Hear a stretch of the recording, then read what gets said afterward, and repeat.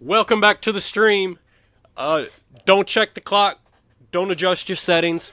I know the entire CBGM world is waiting to see who goes where, which recruits choose which schools in tonight's recruiting bonanza. We're all waiting for UConn to reload once again.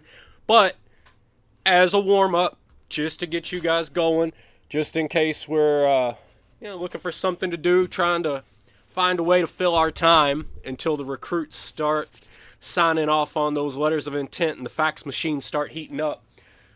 Cards here to bring you a little Draft Day Sports College Basketball 2024. Checking out still the early access version of the new game. And we're back with our Louisville Cardinals after yet another heartbreak. 2 seasons, 2 absolute heartbreaks. Sorry, I just got to find something to fiddle with here. So, as you guys remember last time out, had a pretty good season. Went in as a 1 seed and lost in the second round to Miami, which was incredibly disappointing, but we're back again. Once again, we couldn't get through the offseason after another tournament heartbreak.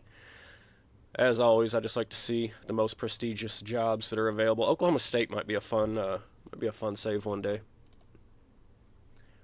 Not for today, but maybe for one day. You never know. See what we can get.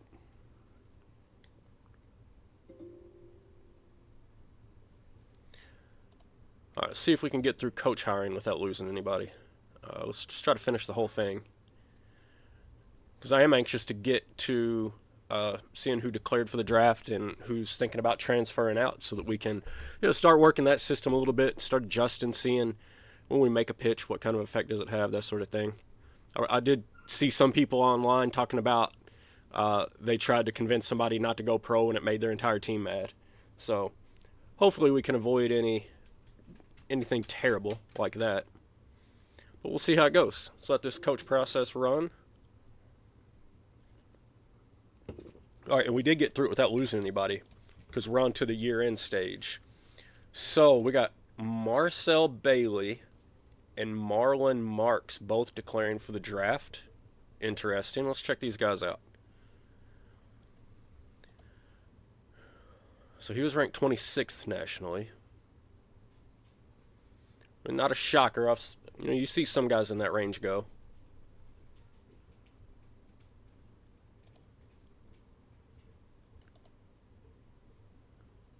Marlon Marks, ranked 24th nationally. All right, well, I guess neither of those are necessarily shockers. Would love for one of them to stick around. What's the rest of our roster going to look like, though?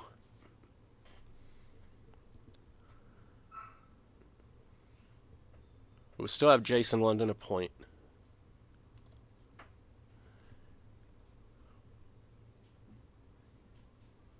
Still have Davenport and Keith Smith at center. Did we redshirt Bailey? We redshirted him. He's declaring off of his redshirt year. Whatever, dude. Yeah, hit the road, Jack. That's fine.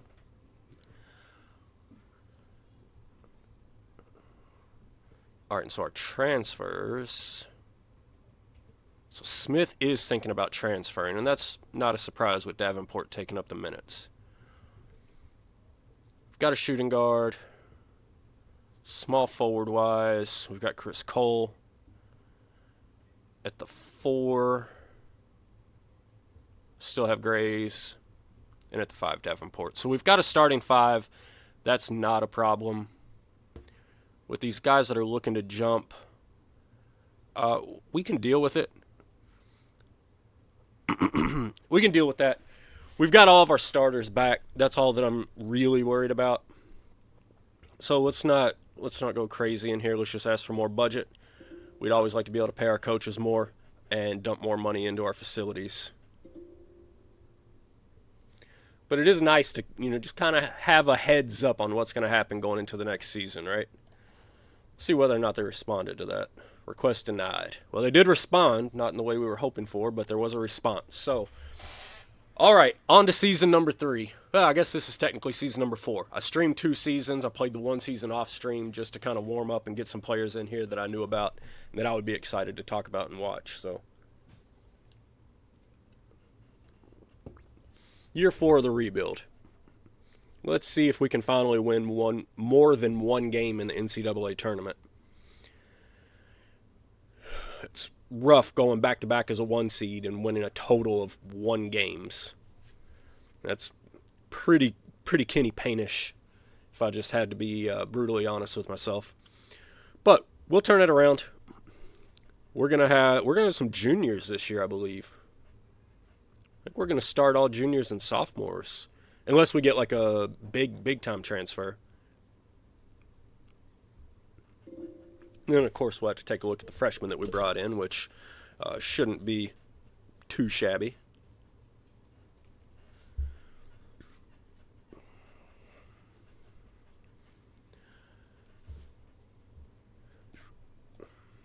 Six scholarships open for next year.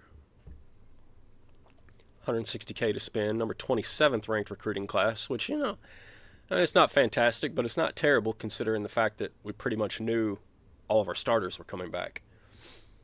So that's fine. That's just adding depth. And maybe we can keep this really high offensive pace. But first, let's get in here. Take a look at the budgeting.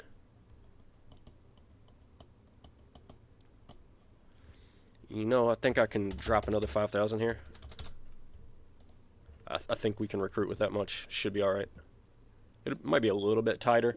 I'll just have to be cognizant of that as I start going through and doing the campus visits and in-home visits and that sort of thing, and just make sure to focus in and maybe trim a little bit more of those guys who were, decent at a regional camp and just get them off the list. Don't waste time with on-campus visits for those guys, because those kind of guys really aren't going to change our team at this point.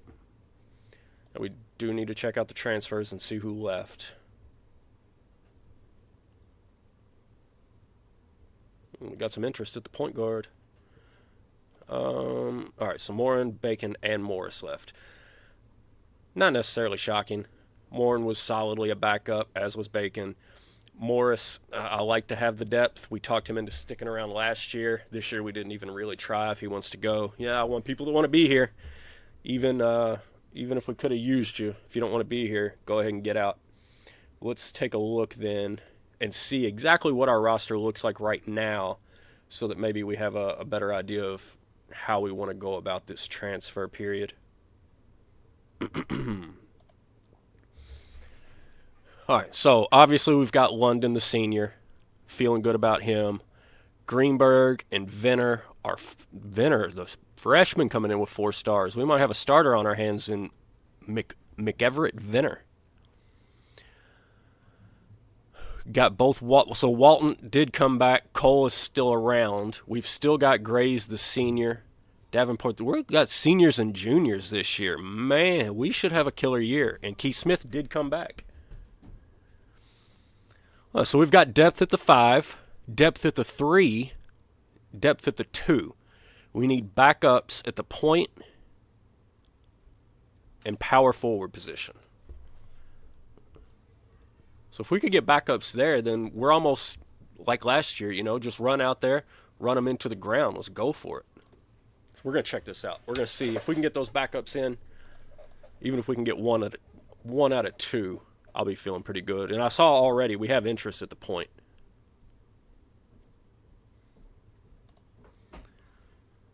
Let's see. So out of the Bs, we got a 2 guard that's top 10. I'd really like to stay up in the Bs if I can. And of course, Morris is the only power forward in that range. He's got low interest. You think we could bring him back? And Morin's right there as far as the point guards go, right toward the top of the list. What's this guy look like? Not fantastic ball handling, but he does know the motion. So maybe we bring him in and just throw him into a guard rotation. We only need 10 minutes at the point, so whether it's him or whether it's one of the other 2 guards that fills in those extra minutes at the point, it can't hurt. I'm going to skip these 2. I've been doing all 5 of these on all the transfers, but these are a little bit pricey. Let's just do the media kit, the campaign, and offer him a scholarship. See how it works. I'd love to bring him in. And then we don't really have another power forward up in this range. We've got some C's. That's actually solid. I like Danny Brown. And this guy's a little bit more defensive, but still solid. And that's all we're looking for is solid. We're not looking for anybody to change. We're not looking for any kind of game changers. We're just looking for people to eat up minutes. Let's go ahead and scout and gauge his interest as well. But you can see we're already $2,500 into that budget.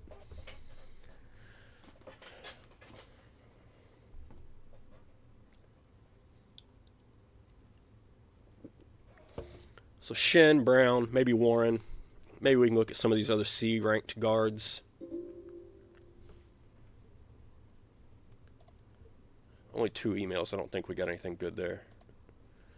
I think you get 2 emails every time you hit the button.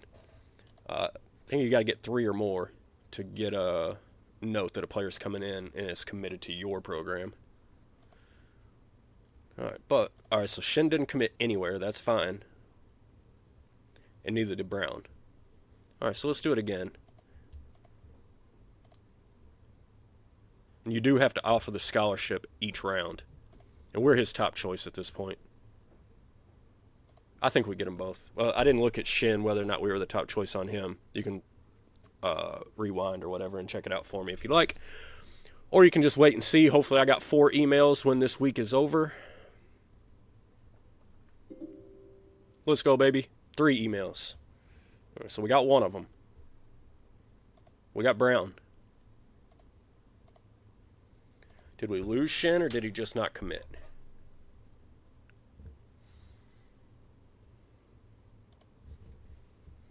He just didn't commit. But we are number 1 still. Let's do this again.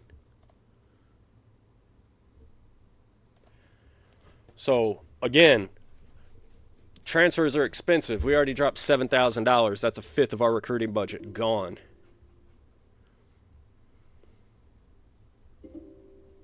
It is not cheap to bring these guys in. But we got 3 emails. Once again, Zach Shen's coming to Louisville.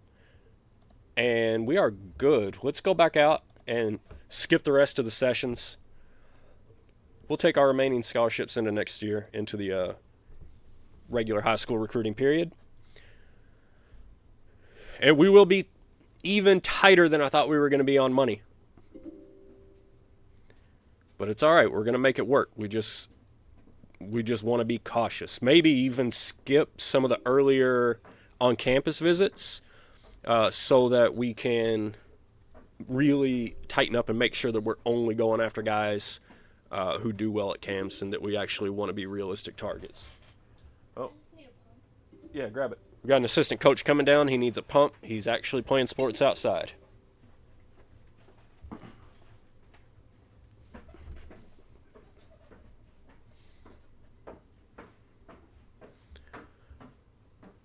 All right, so once we get through these transfer sessions, we ought to be back to scheduling summer travel, and then we jump right into the recruiting, see what we got. We'll do it same as always. Load up on those top 10 players at each position, and just see how it all shakes out after the visits and after the camps. We just got to keep on bringing in talent every year, and once that talent is just recycling and getting older and staying with the team, you know, it all just snowballs, and the prestige starts growing, and then let's go ahead and delete all that, and then, you know, you just roll into it. You move right on up to the top. You start bringing in the one and dones, and you guys have seen the stream. You know how it works. Indy, and yeah, we still need to go to Memphis. I was considering whether or not I should leave Memphis off because, you know, like I said, money's tight. This should still work, though. You know, I say money's tight. I usually try to get into this with like 25 to 30 left spending, and then I always pretty much fill up all my scholarships and still have like 5,000 or 6,000 rolling around. So now this will be tight. We can't miss, and we do have to be just careful, but we can pull it off. Feel good about it. Here we are, June 26th. Time to get it rolling. Pro draft. I don't know if we had anybody. Do we have anybody go pro? We had 2 early declarations. There's Marlon Marks going number 29. And I want to say, was Marks not a transfer last year? That might have been the guy that transferred in. And then there's Marcel Bailey, the freshman that got redshirted and decided his time in college was over. So,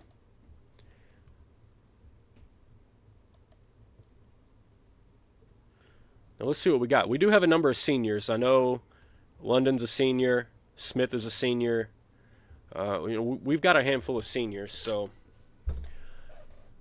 we definitely want to have a good recruiting year, as always. Six scholarships. I was thinking we had 6, and then we added the 2 from transfer. So I was thinking we'd only be going after 4 players, but then we had a couple transfer out. So yeah, we're still going after 6 players. I don't know. We might be able to pull that off. It wouldn't shock me if we pulled that off. No interest from these top guys, especially out of region.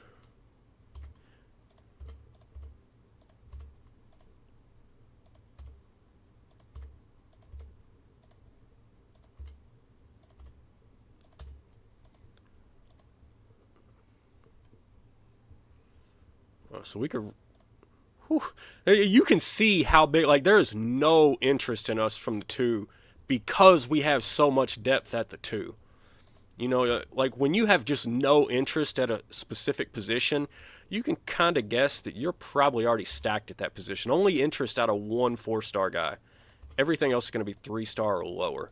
We're going to add a few of these. And then we're going to go back. Let's see. Any of these. So you're out of the Southeast, but you're a JUCO. Not interested in that. See, there's just no shooting guards in the Southeast region is part of the problem. And our prestige isn't really high enough. So what's up, Slick Rick? Glad to have you in the chat, buddy. Our prestige just isn't really high enough to be going a lot out of region. And with the depth that we already have, it makes it that much more difficult. So that's why you're seeing that. We could creep up into these, and I probably would if the budget weren't so short. With the budget so short, I'm just being very conservative with this offseason. Like, if any of these guys up here were in the Southeast region, I'd probably jump for them. They're not. I'm just sticking with guys that are interested. And there's not a lot of them. The Southeast region just might be really down this year. There's nothing. Do we at least have, like, some centers? And this is all I'm pulling are regional guys. And our list is woefully short. Oh, there's the talent in the Southeast. Sitting at the 4. And that would actually be fantastic. That actually sets up well for us. And look, there's a Chad Herron's a Kentucky boy. That would be a great replacement for Tremaine Grays. So, sometimes...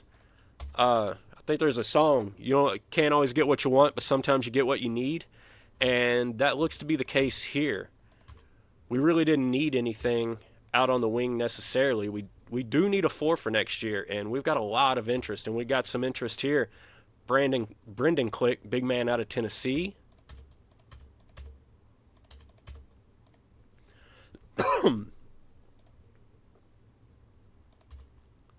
All right, so, we only had, 23 on our list, and we added about 20 guys on the inside, so that's fine. We'll be all right. Sort of limited numbers, limited options at the guards and the wing, but not too shabby. And, I said maybe we skip this part, but we are going to go ahead and host anybody in the Southeast region right off the bat. Anybody out of region, first of all, costs more money. Second of all, it's going to be harder for us to land them. So for these guys like Norwood and Pat Marsh, if we're going to target them, if we want to go after them, I'd like to first make sure that we don't want to go after Herron, and then I'd also like to make sure that these guys aren't camp duds. So that's why we're just going for Southeast guys right now.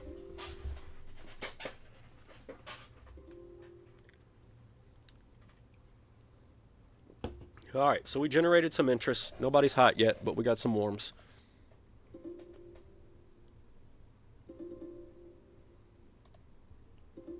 Bounce through these first 2 camps. Now, again, I'm probably going to stick with just Southeast guys until all the camps are done.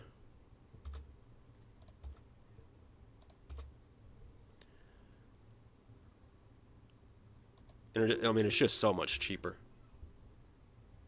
And we can check on these out of region guys. Top 25 at Indy. I mean, decent at Indy. That sucks. I really wish he was good. Out of PRP.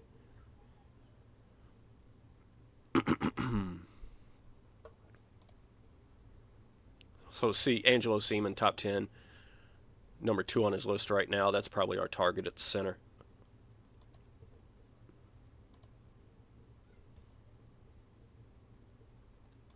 Barber must have gone elsewhere. Must have gone to East Coast Jam.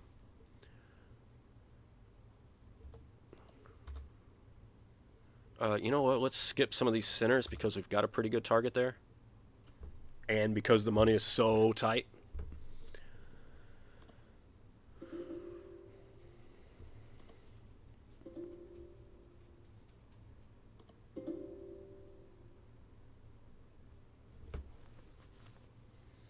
All right, so we got our dead period. Summer camp. Summer camp.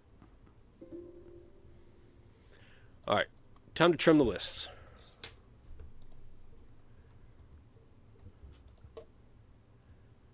Decent at Memphis. Didn't stand out at Memphis. Come on, Jeremy. Come on, Delano. Kenyon.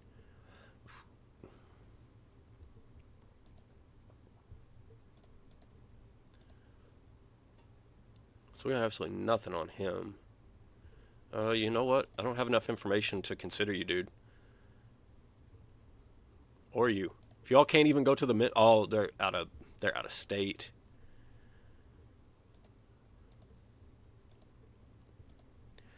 Not out of state. They're out of region.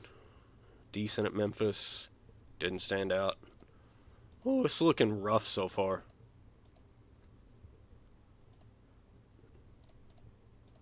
I assume all the better recruits are just going to be on the interior for this go-around.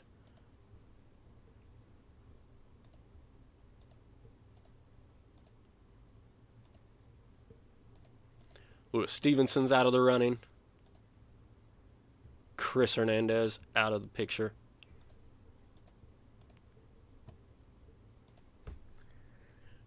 So top 25, he's out of region.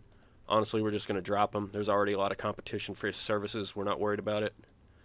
Decent at Indy and no information on Memphis. You know, if UK wants him, maybe we pass. Oh, love to have Pat Marsh. I think that's a hosting right there. Top 10 at Memphis, top 25 at Indy. We're in on him. That's a good one. 25 at Indy. James Miller's not coming to the Ville. Michael Barbosa's not coming to the Ville. Bo Calvary? No. Oh, top 5. All right, I see you, Mike. Out of Savannah, Georgia. Come on down, baby.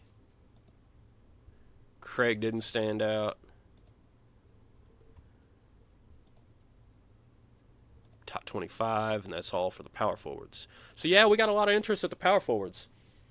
Slick Rick says he knows it's more rare for a recruit to be hot immediately after a home visit this year.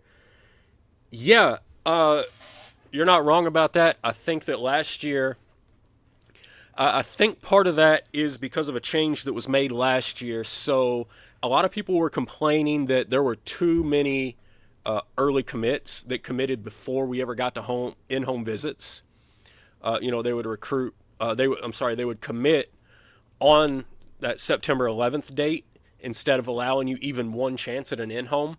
So I think that the devs just sort of backed up all the players' like interest growth or whatever you call it, like whatever that gauge is that has to fill up for them to commit. They just like pulled it back on everybody. So yeah, you're right. You're gonna see less of that than you did last year. And I feel like they patched that out last year, but again, it just depends on which version you were playing, whether you were on the fully updated version. And I don't know, maybe they tinkered with it from version to version, but that's what you're seeing and why. Top 10 at Indy, we're right there for. Oh, yeah, we already knew about Angelo.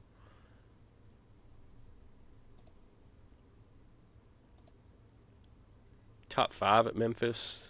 See, we got some nice looking centers. So, like, guys like this, we don't even need to be wasting time on them. We've got like 3 or 4 good options at center that have a lot of interest in us. And so this is just saving us money. We're not making these calls. You know, these guys just being on your list, you're calling them every week, and that's costing some amount of money. And whether it's $5 or $20 or whatever it is, you know, if you got 30 of these guys that you can cut off your list, and they each save you $20 a pop, what is that, like $600 per week? $600 per week over 10 recruiting sessions. Now you're talking about $6,000, and we're working with a budget of $13,500, right? So that turns into real money. So that's why we want to go through and clear those lists. And probably should clear them even sooner as we work through each regional camp. I'm just lazy. But if you're really in a pinch and you're recruiting nationally the way that we are, clear those guys off as you encounter them. All right, so let's see. Jabari, top 25 at Indy, top 5 at Memphis. We're going to go ahead and host him as well. Let's get these guys in. Yeah, Slick Rick says he loves the fact that he can battle for the recruits, and that was the message that a lot of people gave that feedback. I said it all throughout the past couple of streams. This year's version of the game is great because it gives you so many more ways to interact with the game, feel like you're having an impact on the game. And last year when people were insta-committing without giving you the chance to do an in-home, it just felt like you were losing some of that control. You have less effect on the game. And a lot of people from the fan base shared that opinion, and hey, Dev's made a change. I'm telling you, they listen. That's why we're here. We're trying to grow the community, trying to get the communication going, get the ideas flowing, and everybody just pitch in with the ideas, and the devs will listen and just continue to improve and improve. And here we are sitting on 2024, and it's the best version of the game yet. And there's a reason for that, and I hope it keeps getting better. All right, so we've brought all these guys in.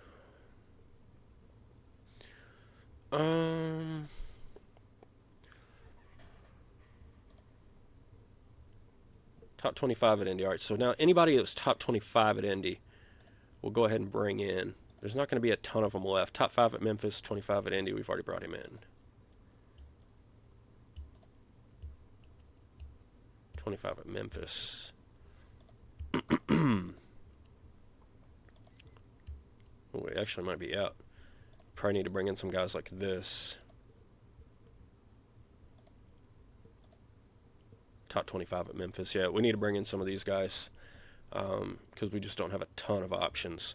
And again, if we get to in-homes, I usually like to get to in-home visits with like $12,000 left in my budget, but again, I usually close it out with $7,000 or $8,000 left in my budget. So if we get down to $7,000 or even $8,000 into this budget, I'm not necessarily panicking. Top 25 at Memphis. Was a 2-star guy. Oh, and he declined the visit. Okay. That's still a guy that we can think about later on into the process.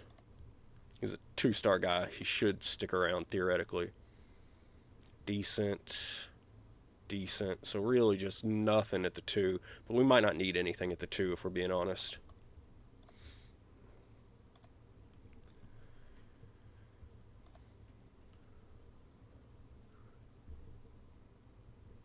Just decent at Memphis. Hard working. Decent at Indy. Decent at Memphis. Edwin's also decent at Indy. But he doesn't have the interest. But we haven't brought him. Let's bring... How much is that? $750 to bring in Edwin? Yeah, we'll bring him in. That's fine. These other guys... Like, there's just nobody else, I don't think, on any of our lists that were even top 25 at Memphis. Maybe some of the big men. But we've got, like, some top 5, top 10 indie campers at those positions. So here we are at like $9,900, and I don't know that there's anybody else I really want to bring in. I think I just let's advance. Let's see what Edwin says about the visit. Then we're going to go through and throw out some offers. All right, so he liked it. We're sort of right there in the running for him. We'll offer. We're in the running here as well. We'll also offer there. I'm going ahead and offering 2 point guards early because I just don't think that I can offer either of these shooting guards. I mean, just neither of them are really good enough. We already have some shooting guard depth. So there's really not a scholarship offer warranted at that position right now. He's decent. Top 25 at Memphis. We're sort of behind the 8 ball there, though. Here we're right at the top of the list.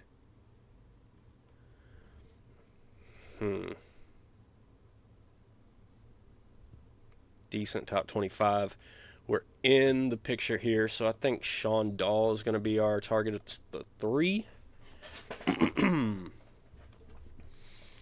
All right, who do we like at the 4? Chad Herron, we're assuming is going to Kentucky. Top 10 at Indy. No offers. Oh, okay, so there are some offers down here. We're only warm on him, but I really like him. Let's see what we have in region. All right, so this is top 25 at Indy, top 10 at Memphis. Man. Let's see, what are his interests? If he's into prestige, we might be able to slide in on him.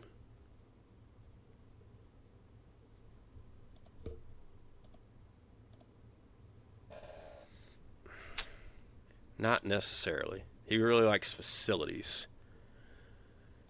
And we might not be that far ahead of Ole Miss on that. Top 25 at Indy.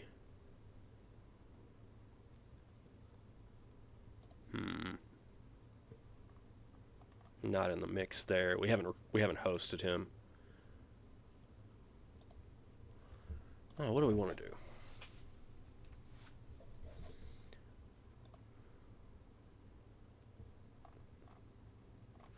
Say we just go for it with this guy. Like, let's go for the best, right? Swing for the fences, baby. What's the worst he can do? Say no? We get turned down by 1s and 0s. Hey, Slick Rick, we don't worry about GPAs over here. Anybody that's interested in us on day 1 before we have any contact with them at all, they have always qualified in my experience. All right, so we threw out the offer there. We are going to go ahead and offer... We're going to offer Terrence Perry as well. But yeah, if they're interested in you on day 1 before you've done anything to generate that interest... I've never had anybody not qualify. And until that happens, I'm going to assume that that's written into the code of the game. Top 25 at Indy. Not in the top 10, really. So here's top 10 at Indy. We're right at the top. That's our offer. That would be a fantastic get for us. So yeah, until it happens, until somebody doesn't qualify, I'm going to assume that they're always going to qualify as long as they have interest on day 1 of recruiting before you've done anything to generate that interest. Until I'm proven wrong, that's what I'm rolling with. And when I'm proven wrong, I'll admit it on stream and everybody will see it and laugh at me, and it'll be great fun, and Agalia can clip it and post it wherever he wants. But until then, I feel fine about all these GPAs.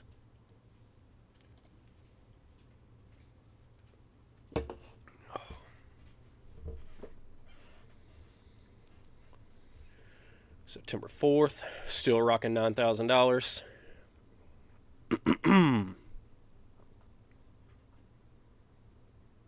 September 11th, still no scholarships, so we didn't lose anybody. So let's go in. We know Seaman is definitely our top offer. Oh, he's got a lot of parental control.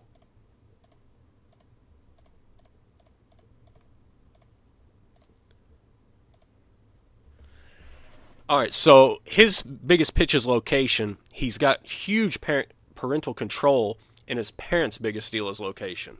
So what I think I'm going to do, I think I'm going to walk into the living room and start talking about location. Hey, you know, downtown Louisville is beautiful. Beautiful, great place to visit during basketball season. You're going to love it here. Real close to home, bud. Real close to home. Yeah, Heron went directly to UK. No surprise there. Let's talk to Pat Marsh about location. Done. Let's move on. We'll let Perry go. Let's talk to Sean Dahl about location.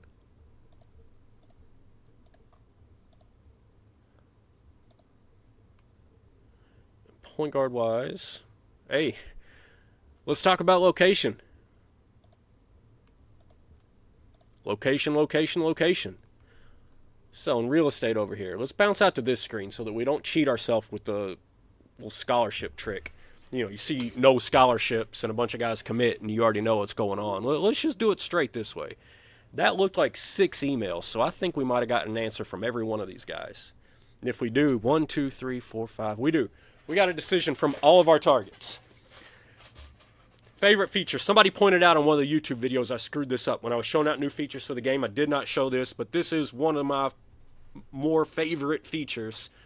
Now on the decision, you can just choose to reveal, and it's just like, you know, what happened in the older games. It'll just tell you whether he's coming here or not. But the very first one we watch, we're not in his top 5.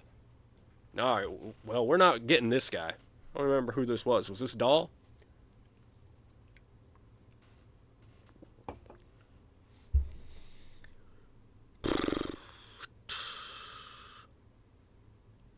All right, so we're never close on him. That was a swing and a miss. He's headed to Oregon. Oh, that was Edwin Lane. That was the point guard. Okay. Was that? I think we did visit him, not Braun. So that sucks. All right, Perry, we did not visit. Let's see if we managed to snag him anyhow. We did not. So, a little bit of feedback out of this screen. Once I see I'm not in the top 5, I would love a button or something to click out of it.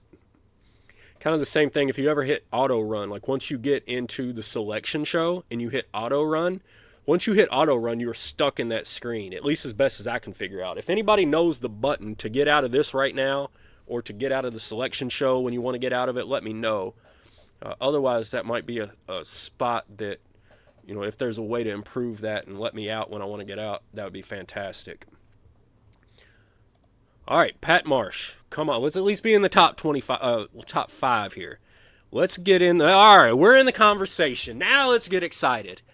It's a special day for me. He wants the deepest thanks to his family and friends. A lot of thinking. The whole recruitment process has been wild. Met some awesome coaches, like Coach Cards. He was pretty cool. Let's see. Where is Pat Marsh headed? Oh, of course we're the first one he eliminates.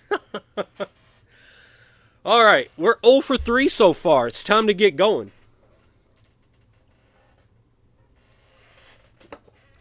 But now we're coming into the ones that we felt a little bit better about, if we're being honest.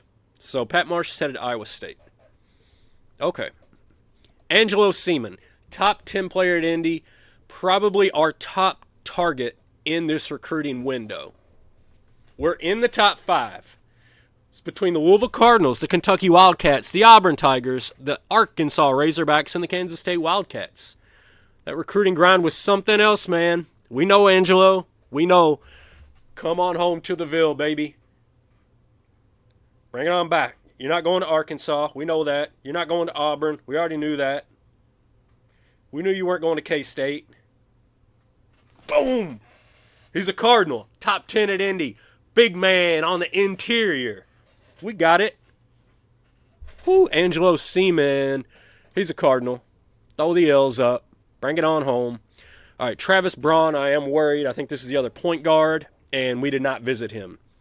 So this is iffy. I think we were toward the top of his list, but we didn't visit him. So we did make the final 5, which, you know, I mean, you got to be in the final 5 to have a shot, right?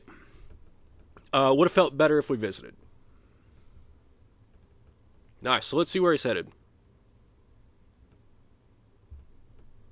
Not Illinois. Not, was that Florida State? Not Stanford.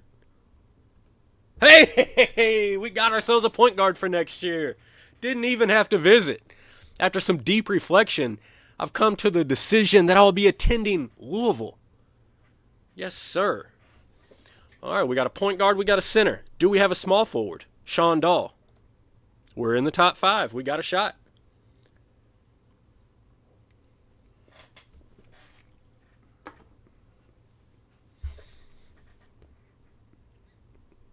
I was joking with Gary. He needs to get these hats need to be up on the table, and then when it's over, like he's got to put on the hat of the team that he's going to.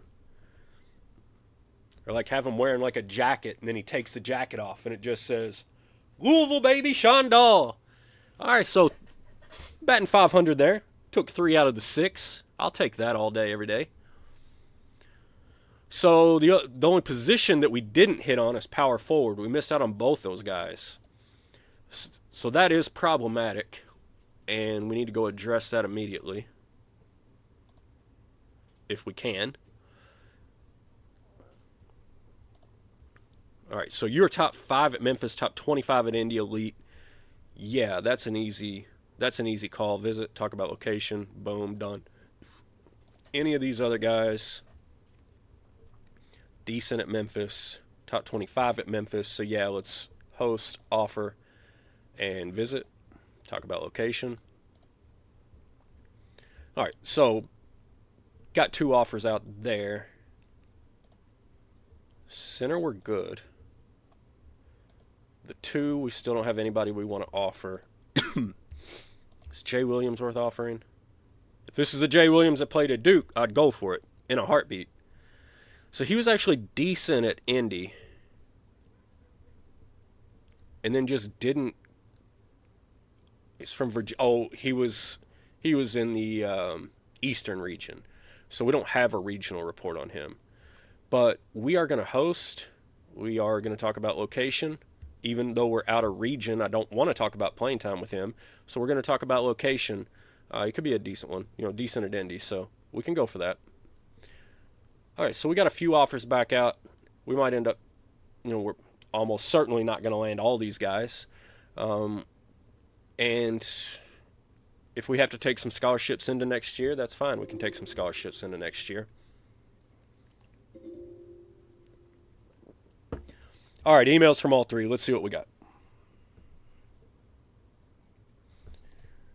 Let's go through these. Mike Robbins. All right, so this was the power forward, top 5 at Memphis. We are in his top 5. Come on, make the right call. You know you want to be a Cardinal. You know you want to be taking over for Tremaine. Own that post. Come on home. It's not Clemson. It's not Tennessee. Mike Robbins is a card, baby. Let's go. Jay Williams. We're in his top 5. Good way to start. Let's keep rocking.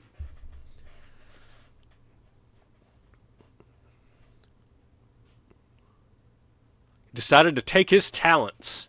All right, LeBron, where you headed? Not West Virginia? No Seton Hall? Not going to be a Bearcat? Hey, let's go. There's 5 out of 6. And Ben Hatcher. I think this was our second power forward option. Again, in the top 5, so we're good to go.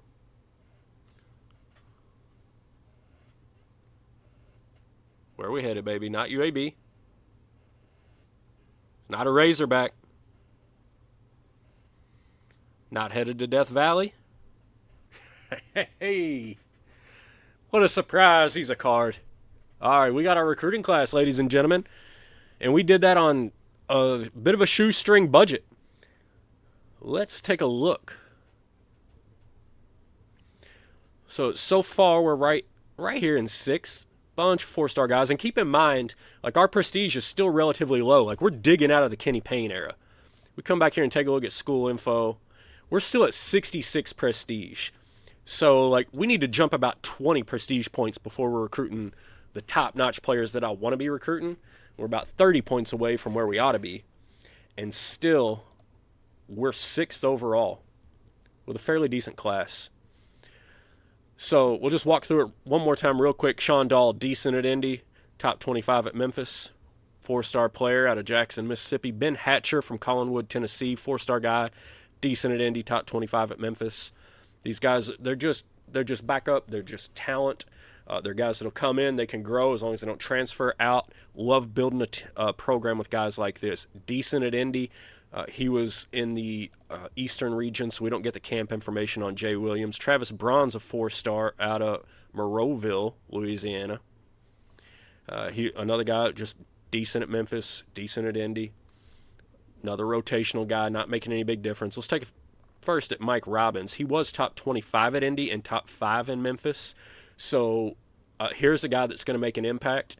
But the biggest one of all, of course, is Angelo Seaman out of Crawford, Mississippi.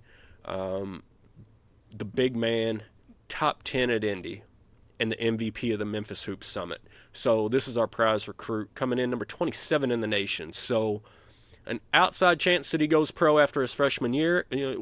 If he sticks around, he's going to be a threat to go pro every year. But until he goes pro, he's going to be a threat to every team that we play. So that's our recruiting class for this year. We got 6 guys. I feel good about it. These are all good, talented, rotational players. When you're at a 65 prestige, this is a perfectly acceptable recruiting class to be bringing in, and they'll move the program forward. We feel good about that. All right, so let's roll. Let's get into this season. We need to get into some practice. We need to set our depth chart. So let's go do that real quick.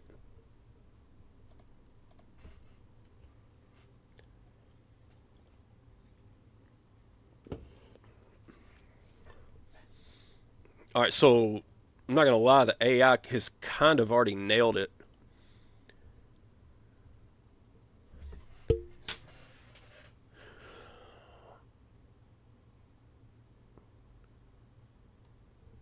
Dude.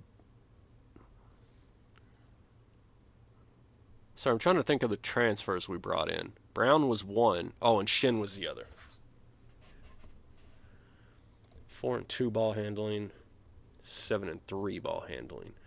So essentially what we're going to do, actually, we're going to let Shin just sit back there as a depth rotational type of player.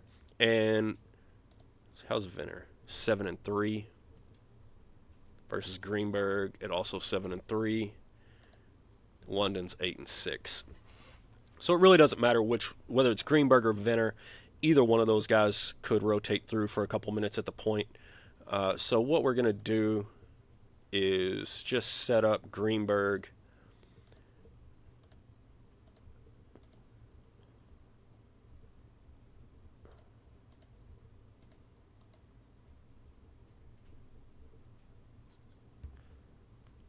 And you know what, we'll go ahead and give Shin a couple of minutes. So just going from a 10-man down to a 9-man rotation for the most part.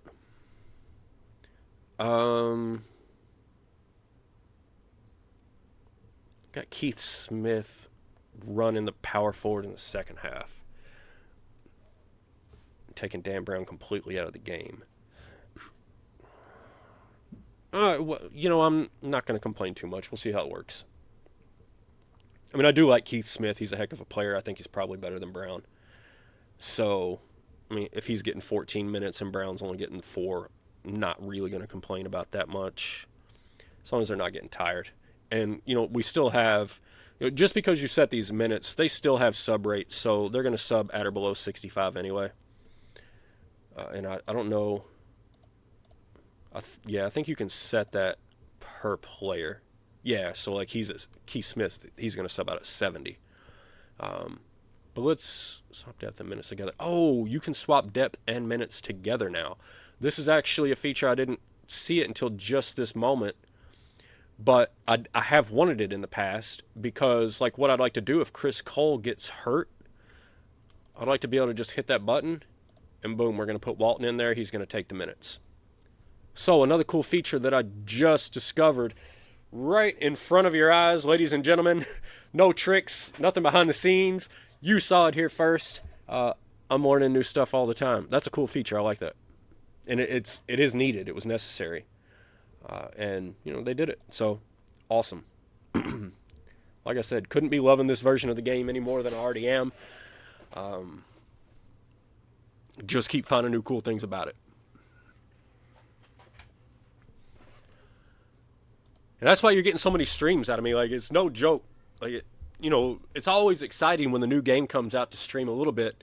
But, like, I'm just enjoying myself so much with this one. I had to go out and create a solo save. And I was just sitting around playing in my free time when I couldn't stream.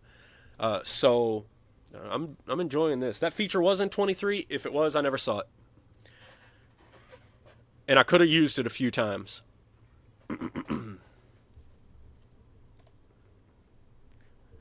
That feature might have been there since 2017. There's always things in the game that I'm not aware of and that I'm learning as I go. But regardless how long it's been there, it's there and it's necessary and it's cool. So kudos to the devs. Putting the buttons there that we need, whether I see it or not.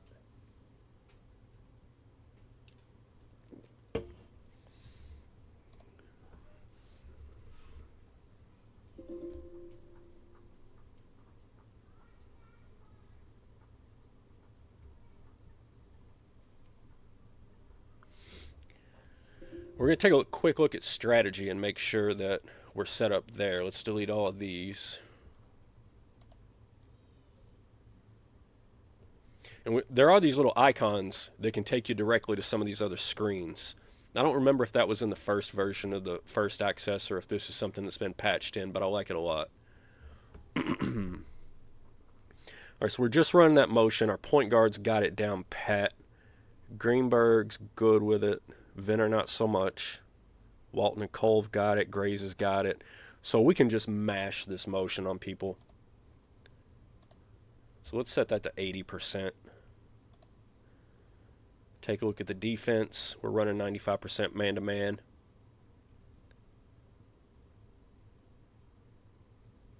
We're not as good with that. Can we find more time in the practice plan to work on defense? Why do we... Oh, we changed this up at the end of last year, I think. Trying to get that press ready.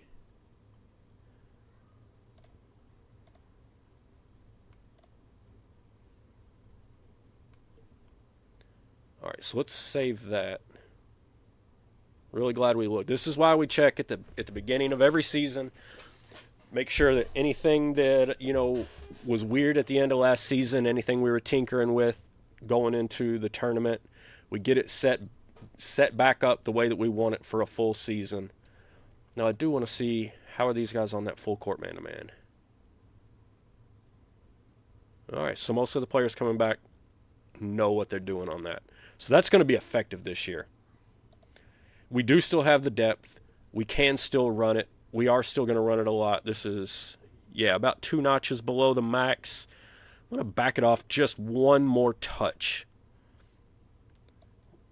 I want to increase the defensive intensity just one.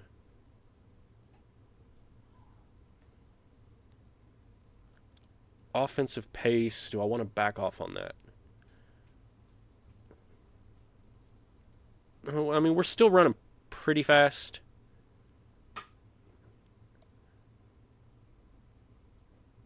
Let's take it down. Oh, shoot. Let's take it down just a little bit because we are so good at that offense and we're going to be running it so heavy. Like, let's just slow down a hair and make sure we're getting good shots. Okay. I like our strategy. I like our practice setup. I like everything that we got going here. Slick Rick says it's a great feature. You notice the season's players go up and down on their ratings. Oh, the ratings are dynamic through the season. All right, cool.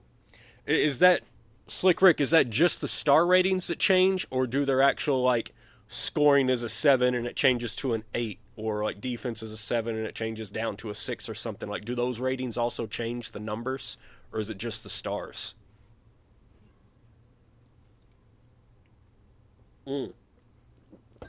Also, if you're seeing dynamic ratings, do the attributes paint scorer or goal getter or defensive stopper, do they gain or lose those attributes through the season that you've seen? Because I haven't seen it yet, but you've obviously seen something that I haven't. So let us know in chat. All right, kicking it off, the San Francisco Dons, Wilt Chamberlain, coming into the Yum Center.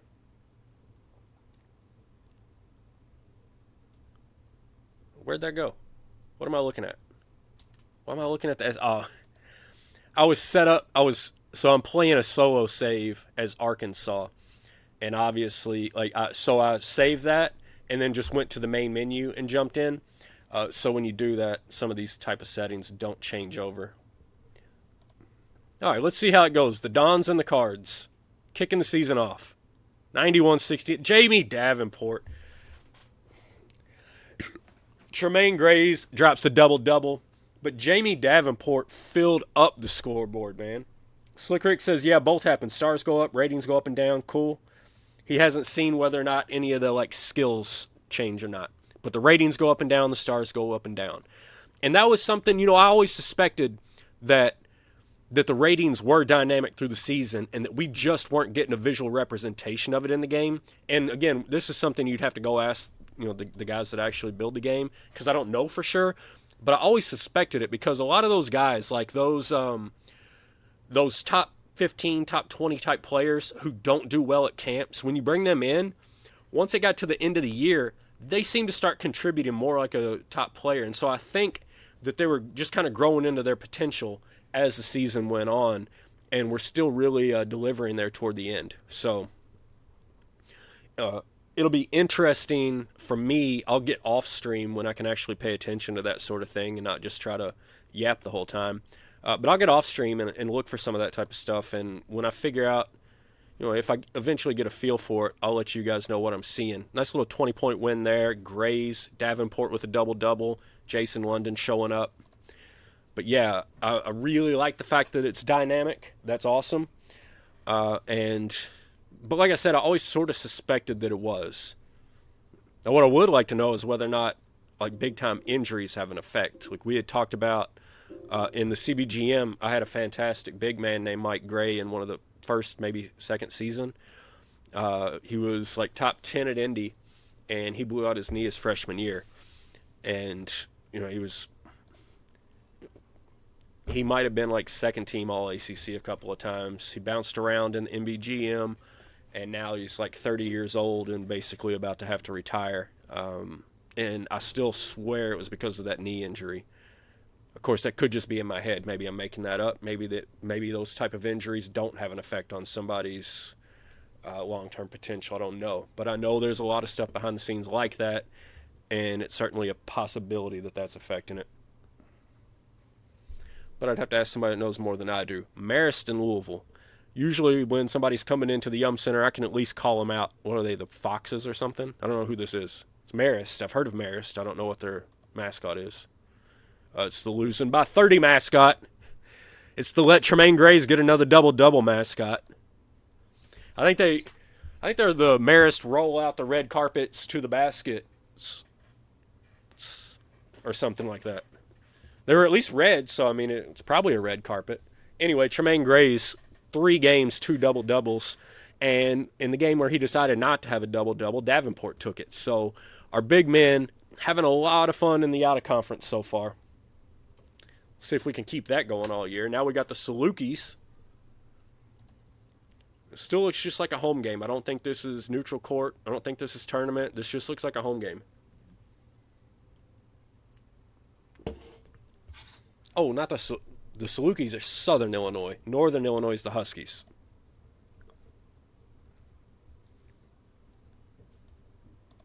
Salukis Southern, all S's. Northern Illinois Huskies. All right. We'll fix that. Woo! They got some stuff to fix too. Jamie Davenport, 29-11. Our big men are going off. They're killing it. They're absolutely killing it. And you can see what we're doing. We're running heavy in that motion. We're slowing it down a little bit. We're looking for good shots. And it's just crushing these teams on the inside. Crushing them. Plus, Jamie Davenport's just a baller. And can you imagine when Seaman gets here next year?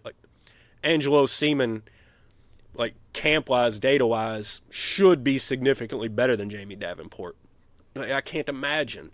Now, obviously, he won't have 3 years in the system, so he won't be as good in that offense. But we'll back that down to 70%, at least for the first half of next year, just to kind of let him get integrated into the system and learn it. And once he gets up into the 50s, we'll jack it up a little.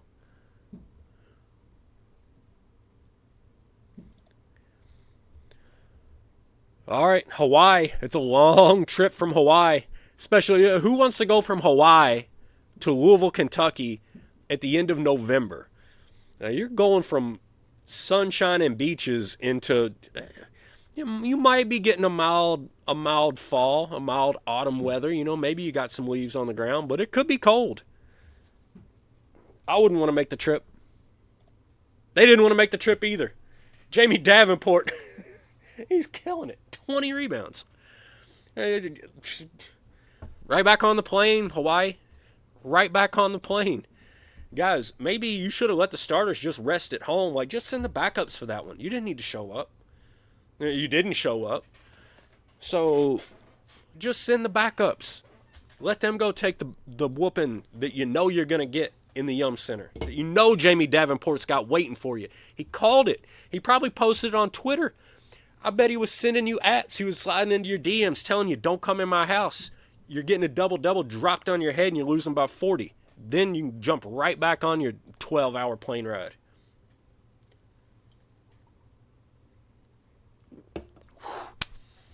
Let's go, guys. We're feeling good. We're another hour closer to the recruiting bonanza in the CBGM. If you're in the chat, if you're into this game, if you're playing it a lot, if you know what you're doing and you're not in the CBGM, what are you doing? Get on the GM Games Discord. Jump in the CBGM. It's an awesome multiplayer league. We have a ton of fun. Our recruiting bonanza is tonight. I'm solely the warm-up act here. I'm the curtain jerker. I'm warming up for Chris. Chris will be streaming later on tonight. I want to say about 3.5 hours. I think he was saying 9 or 9:30 Eastern time. Somewhere in that range. Don't listen to me. If you want to know exactly what time it is, jump into Discord. Jump onto the GM Games Discord. He's definitely posted on there and told us when he's going to do it. Again, I said it earlier in the stream. I'm just lazy. I didn't check. So, what's your guidelines for offensive set percentage? You don't know when to be increasing it. I don't know if I'm doing it right or not. I can tell you how I do it, but I don't know if it's the best way. Obviously, I tend to win a lot, but I might be screwing my team over. And I have found, I've tried at times to push it up to 85 or 90%, and I've gotten upset a lot of times when I've done that. So I don't know if, is that because I've got a limited sample size? Is that a good idea and I've just had a bad experience, or is that a bad idea? So, at least for now, Jamie Davenport, there's not enough lights on the scoreboard to keep up with Jamie Davenport right now. He's losing his mind so far. Jamie Davenport's going off. So, with the offensive sets, I always feel like, and again, this just could be my experience, I always feel like it's more of a benefit on neutral court and road games to be able to have a team that can run a high percentage set. And to me, that sort of makes sense because your juniors and seniors would be better on neutral and away games. A lot of times freshmen play much better at home, and reserves play much better at home. And I think that's part of why. So, if I've got superstar freshmen that have no idea how to play the offense, I'll drop it down to 50 or 60 with the goal of getting it up to 60, maybe 70 by the postseason if they learn it, if possible. But, you could leave it down at 60 or 65 and just let that freshman go score goals. If you've got a guy that comes in and he's got a 10 in scoring, he's got a 10 in shooting, he's got the bucket getter badge, but he doesn't know the offense at all, you don't want to stick him in an offense, right? So you can leave that down at 50, 55, and you're going to do just fine. Once you got, a team more like I have, and so I'll just bounce over real quick since the question was asked. We're looking here. I'm running motion 100% of the time, and I know my starters. London's a starter. He knows the offense perfectly. Venner is actually a starter, but Greenberg's getting significant time. And then we've got Cole as a starter. He's 100. Grays is a starter. He's 100. Davenport's a starter. He's a 98. With numbers like that, in the past, I would have bumped this up to 85 or 90, but like I said, I've had some bad experiences with that. So about 80% is the max I'm going to go. About 50% is the lowest I'm going to go. So, if I had Gil, Harris, Venner, Brown, and Stone starting, for example, none of them are like one and done game changing talent. So I don't want to drop this all the way down to 50. I would leave it at around 60, just to hope that they would learn the offense and maybe get up into the mid to high 50s by the postseason, so that I could bump it up to 65 or 70. That's just sort of how I think about it and how I do it. But again, I don't know if that's the right way. I don't know if that's the best way. It's just the way that I've always done it. And, it's always changing. If you had asked me that same question last year, I would have told you to take this team that I just showed you and bump that up to 85 or 90. But my opinion has changed based on seeing how it's worked out, not having some good results. And it's limited sample size, so maybe I'm wrong. That's why we're trying to grow the community. We're trying to bring more people in, get more people on Discord, like share what you're seeing, share your experiences. Everybody's playing this game to win, right? Like the multiplayer league's fun and all, but like if you're sitting here playing solo, nobody's playing to lose. We all want to win. And that's why I've always never had a problem jumping on here. And if I know something that'll help you win, I'm sharing it. Like I'm always sharing information, and I think the whole community is that way. Let's share all the information. Let's share our strategies, figure out the best way to go about it. I don't want to cheat the game. I don't want to reverse engineer anything. But if you're seeing something that works, throw it out there. Cards and the Cats. Battle of the Bluegrass. Kentucky coming into the Yum Center. Number 1 in the country, but they are 8-1, and they've already lost a road game. However, they're number 4 in the net. We're number 51. We'll see. It's going to depend on what, do they have a lot of junior and senior depth? Are they going to be able to handle the atmosphere in the Yum Center? Or are they young? Can we use our experience? Can we send Jamie Davenport down to the block to beat the Cats into submission? The Cats and the Cards from downtown Louisville. 20-11 to Jamie Davenport. Get out of the Yum Center. Go home, kitty cats. 90-81. Yes. Yes, sir. That's what happens when you come at Jamie Davenport. That's what happens when you try to come at the Cardinals. Get out of here. Taking down the number 1 kitty cats from Lexington. Have fun down there. Was it Chad Denon? Is that power forward that committed there? Have fun, Chad. See you later, buddy. Let us know if the skid marks on your back hurt. We're gonna whoop on Chad. 'Cause next year's gonna be even better.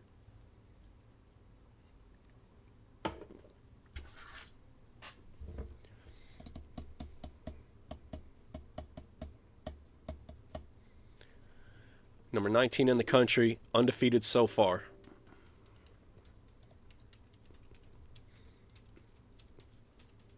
Feeling good about things, for sure. All right, so we got 2 more out-of-conference games, and then on the road at Georgia Tech. So we are moving through this season, ladies and gentlemen.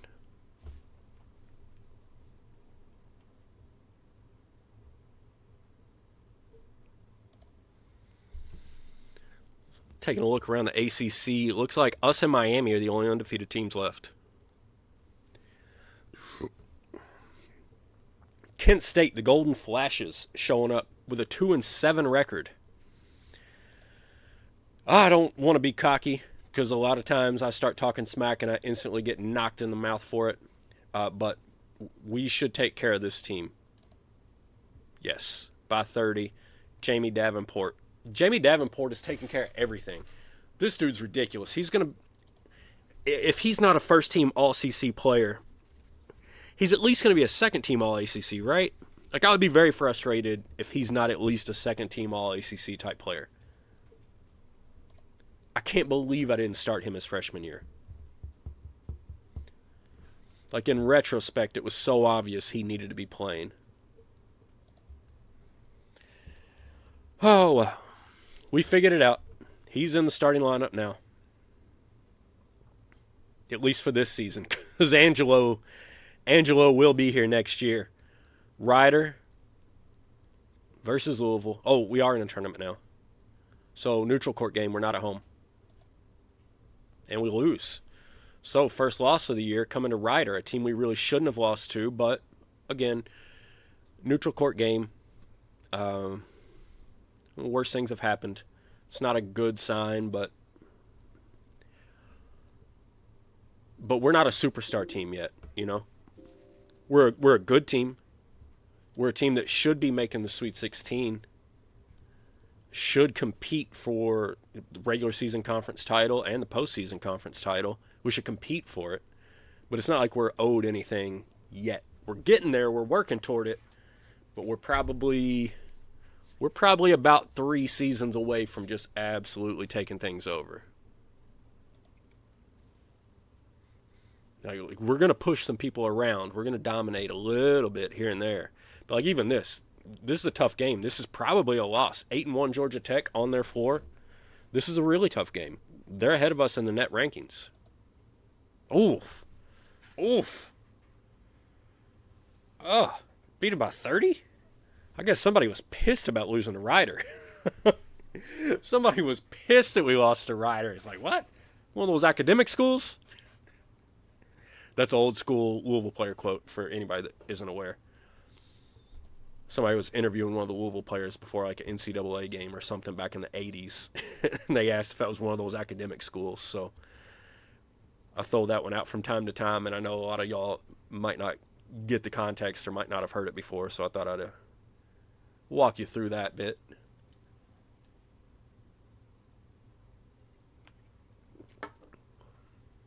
Well, all right, we got Clemson at home. This will be a big game. Last game of 2027. Clemson Tigers sitting at 10-1 coming into the KFC Yum Center to face the number 23 Louisville Cardinals.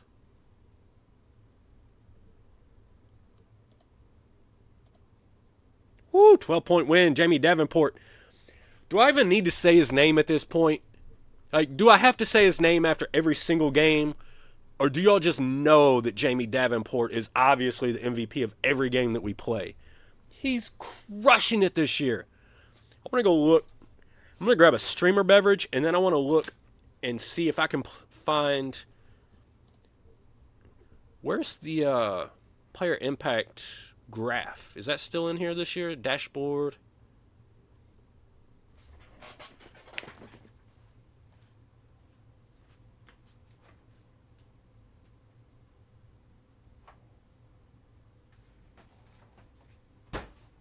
Going with a one of each.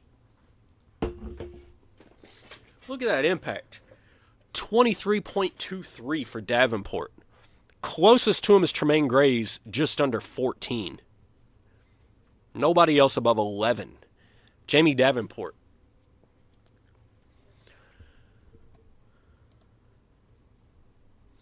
Let's take a look here. How's he doing it? Well, first of all, he's a very good defender. And he's an exceptional rebounder and a good scorer. And this is a dangerous combination. When you got a guy who's a really good rebounder and he can score, you get so many putbacks. So you find a rebounder, you're getting points out of it. And then, of course, we got the defender badge, the cleanup badge, and the paint dominator badge. Davenport's killing it on the inside. What a beast. All right. Pushing on. Oh, big matchup. Number 9, Miami. In the Yum Center, so we can be optimistic. We can be optimistic. We don't have to make any guarantees, but we can be excited about our prospects. But Miami's one of those teams, they were undefeated with us for a while, I think. It was us, Miami, and somebody else. All right, so let's see what happens when they come into Louisville. You know, well, we got Big Monday. Still got Big Monday on ESPN? Big Monday. The Canes and the Cards. Oh! McEverett Venner says, I'll take a turn. 19 points for McEverett. Put it on the Hurricanes. Man, that was a beatdown. We're having some fantastic results so far this year. I don't know if we're this good, especially after like losing that weird game to Ryder. It makes me wonder. But like I said earlier, like we're a good team, not a great team. We're good enough that we should be expecting to go to a Sweet 16. I don't know that we should be expecting to blow out top 10 teams by 30 like we keep doing. That still seems like an anomaly. Josh missed the last stream. How's it going, Josh? Last stream, once again, second year in a row, a 1 seed going into the tournament.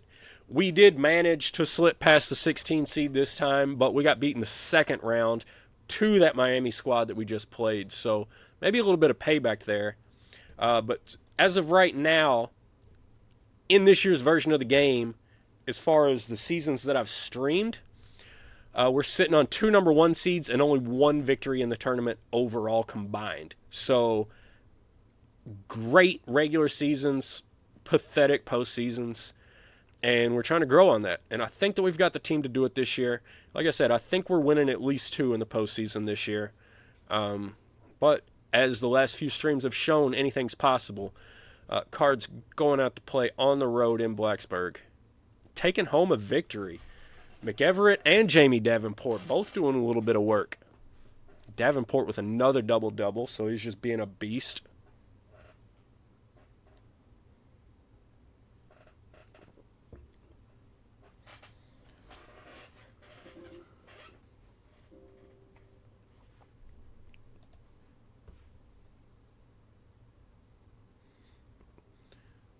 I said earlier that this was year 4, but I think it's actually year 5, right? I've done 3 streams. 1 stream I did 2 seasons.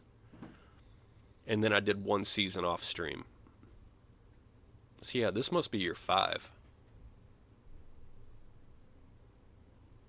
1, 2, 3, 4, 5, yeah. Josh says, in his Indiana save, much better in the Big Ten. Pathetic performance in the Elite Eight to get knocked out there once again. Yeah, you know, I mean, it's March Madness for a reason. They didn't just come up with that name because, yeah, sure, it's alliteration.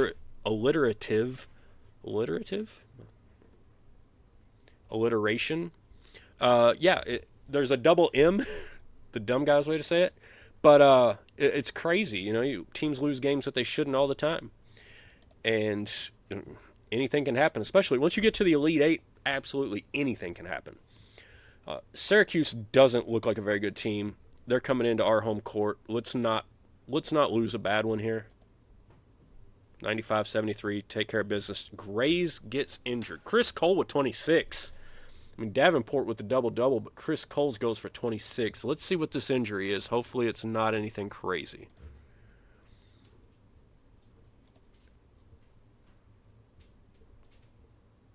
All right, cool. Strained abdominal, 10 days. We're not even going to worry about it. Play on, playa.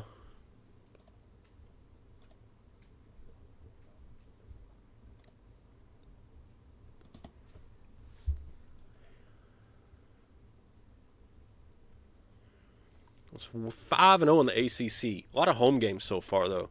Oh, now we got to go on the road to Miami, and they might be hungry for some payback. We took them by 30 in the Yum Center. Absolutely just pantsed them. So, yeah, they might be angry. Sitting at 14-2.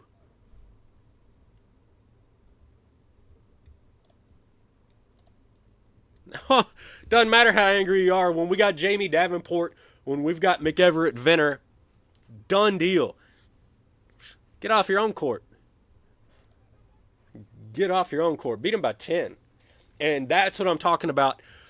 Those type of games in. And I do feel a little bit better about the road games this season because we do have that offensive set all the way up at 80%.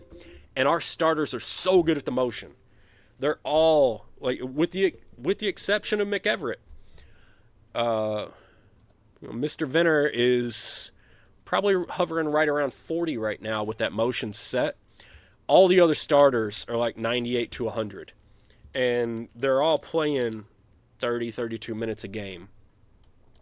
So that's a tremendous advantage, especially when you're playing road and neutral court games, which is why I'm just absolutely shocked that we lost to Ryder. I should probably go back and see if, like, did we have foul trouble in that? Like, what happened?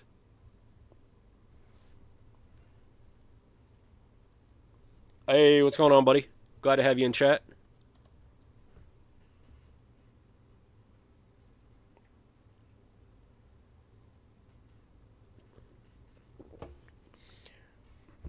I had to read your name like 3 times, but I think it's Hip and Knee Doc, right? I was like, hi, Panda. What does that say? But yeah, Hip and Knee Doc. I'm with you now. It took me a second. It takes me a second. I'm slow. Louisville and Clemson headed into Death Valley. Clemson 13-3 on the year, but number 5 in the net. So looking like a really tough road game. Let's see, can our experience and our offensive set and all of that get us a big time road win against the Clemson Tigers. Yeah. Look at that. I tried to say that Jamie Davenport was going to put the lights and the scoreboard out. Look at Venner. Absolutely crushing it. Young man putting up grown man numbers. McEverett Venner. Big time player. I think he's a freshman, right? So if anybody knows a quicker way into the dashboard, let me know. Yeah, Venner's a freshman. He's a bucket getter. He's a defender. He's got an 8 in scoring, which is huge, and a 7 from outside. And so I talk about this until I'm blue in the face. It's fantastic to have a guy with high scoring, but you've got to have a way to score. Otherwise, they're just a volume scorer, right? They got to put up 20 shots to get the points. But Venner with the 7 from outside, what's he look like? So not a fantastic field goal percentage, but I wonder what his 3-point shot looks like. Not great. So I would expect him to be better. 31 out of 105. So he's a little bit below 30%. I wonder if as he gets into the offense, if that will increase. I mean, he's certainly putting it in the bucket. But the percentages aren't great.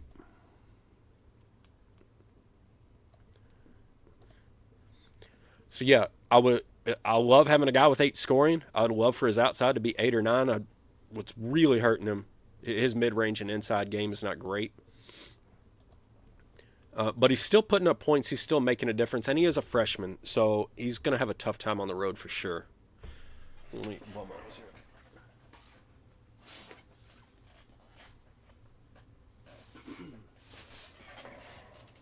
Sorry about that. All right, moving on. We're getting through January. We're still 15-1. Ladies and gentlemen, we're still undefeated in the ACC. We're going to be playing the 10-7 Pitt Panthers at home. I have a hard time thinking that we lose this, but anything's possible in conference play. Not today. Not with Jamie Davenport. Keith Smith decided to jump in, add his 15 points into the mix. So looking good at home there against Pitt, sitting on 16-1, 8-0 in conference. We're rocking and rolling. We're headed right back to 2-3 seed land. Number 9 in the country and climbing. Oh, and now he's facing another one of these tough ACC road tests. The Florida State Seminoles. The Donald L. Tucker Civic Center. Florida State's in Tallahassee, I believe. So the Cardinals flying down to Florida, facing off against the Seminoles, trying to stay undefeated in the ACC. Cards and Seminoles. Whew, by 20. Oh, all right, so Davenport led the way, but he's got an injury. Let's see what it is. Everybody cross your fingers, cross your toes, cross whatever else you got. We need one of these 10-day injuries, nothing serious. 10-day injury, nothing serious. 12 days, sprained toe. Okay, we're good. We're all good. Jamie's all right.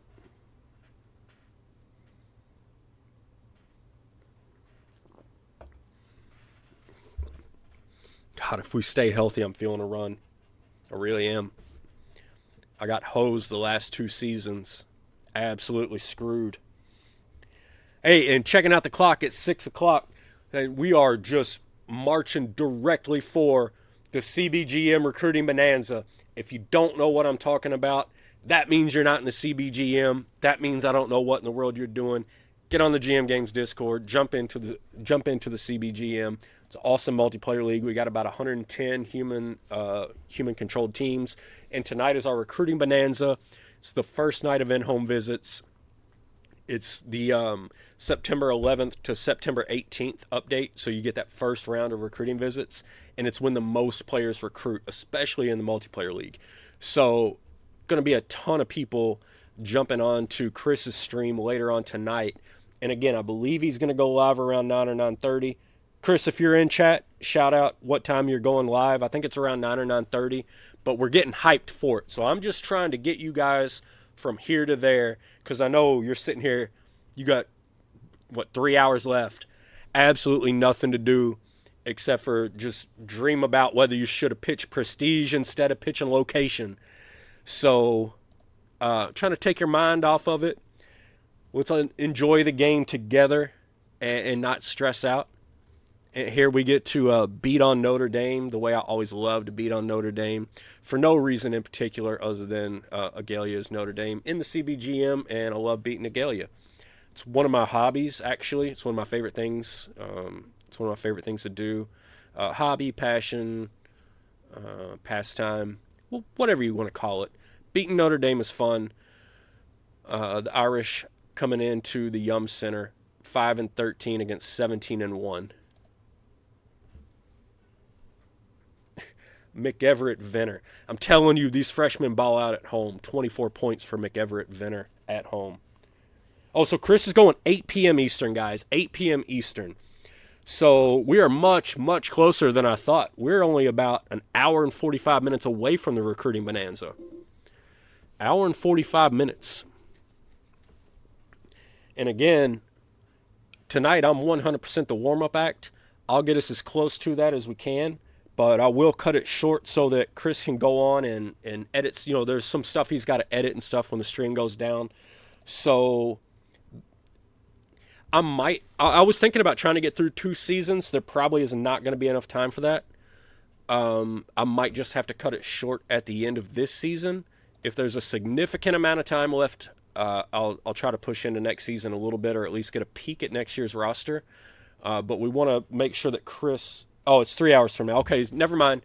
Chris was off. So Chris is getting thrown off because we just had we just had the whole leap ahead thing, daylight savings time or whatever. So it is actually going to be 9 p.m.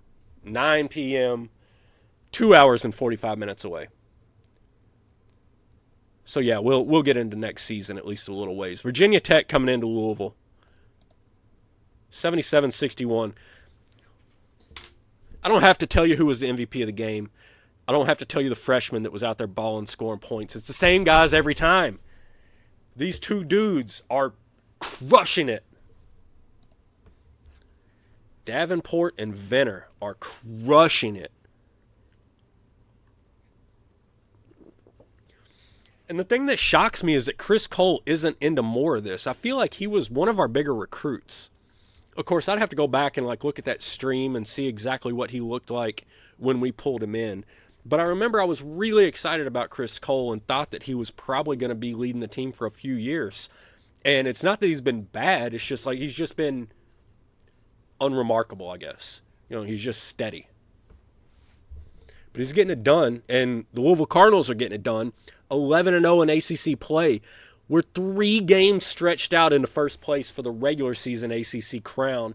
And now we got the Dukies, number 14, Duke Blue Devils, 15-7 overall, 7-4 in the ACC. And they're coming into Louisville. These teams just keep coming into Louisville. I hope they know we still got Jamie Davenport down there. We still got Tremaine Grays down there. We got big men in the post. You got to be ready for it.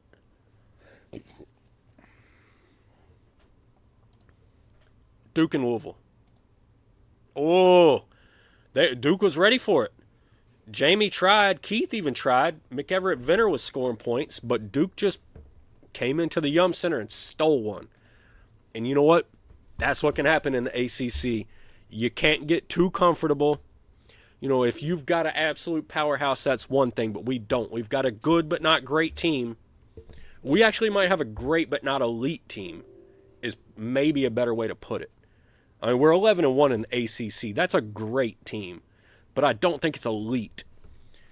So unless you have an elite team, you've got to be on your toes every night in the ACC. And that goes for any of the big conferences. You know, you got to be on your toes every night in the SEC and the Big Ten.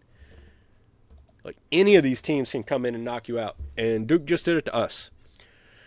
So we got to pick ourselves up from that one and move on. We get Wake Forest at home. You know, more of a 500 ACC team. And hopefully, you know, we get a little bit of payback. Hopefully we're pissed off. Hopefully we get some retribution and drop it on Wake Forest. But again, this is still ACC competition. They're still for real. These teams are for real.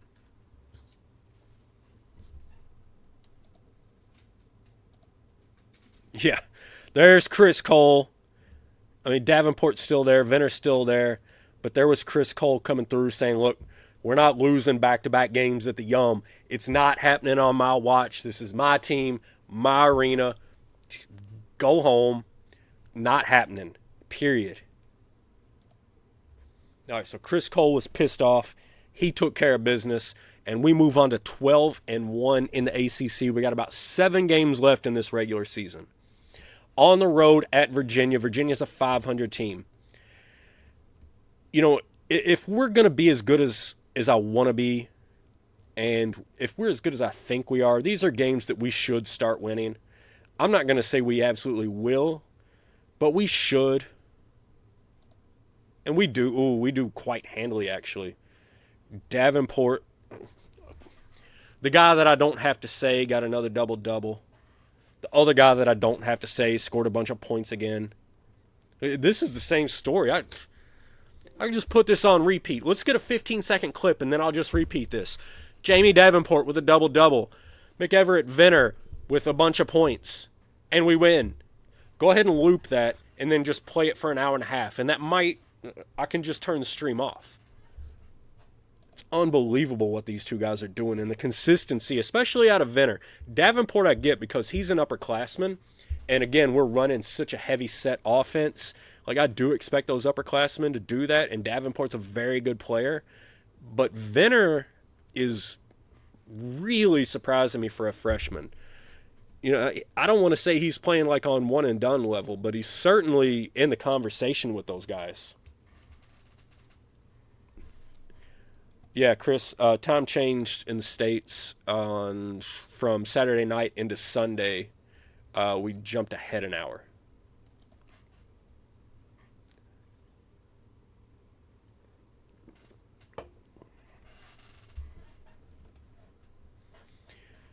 All right, February 15th, we're still sitting on 21-2, but we have to go into NC State and play the Wolfpack 13-12 from PNC Arena.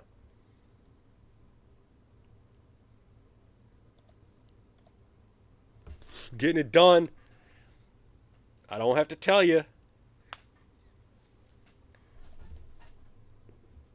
Don't have to say his name. He led us again. He crushed it again. He had another double-double again on the road, on somebody else's home court. He's just beating people.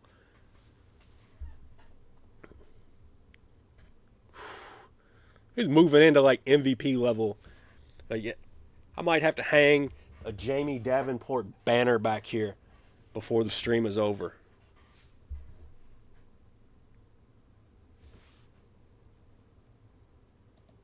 Georgia Tech coming into the Ville. Leaving the Ville sad. All right, Tremaine Gray's hurt. Please don't be bad. Please don't be bad. Although I've not seen Gray's in that top 3 performance bar maybe once or twice all year. Bruised bicep 21 days. All right, so a little bit more serious. If this runs into the tournament, I might want to swap him out with Danny Brown. I think it runs into the ACC tournament, but that's not the tournament I care about. So we're just going to let this play. Mostly because a dummy that doesn't pay attention to details, and I'm worried that I would forget to put him back in as a starter when I got to the NCAA tournament. So I just don't want to run that risk. We'll play him at 80%. It'll be fine. As long as it doesn't aggravate the injury, we're going to roll through with it.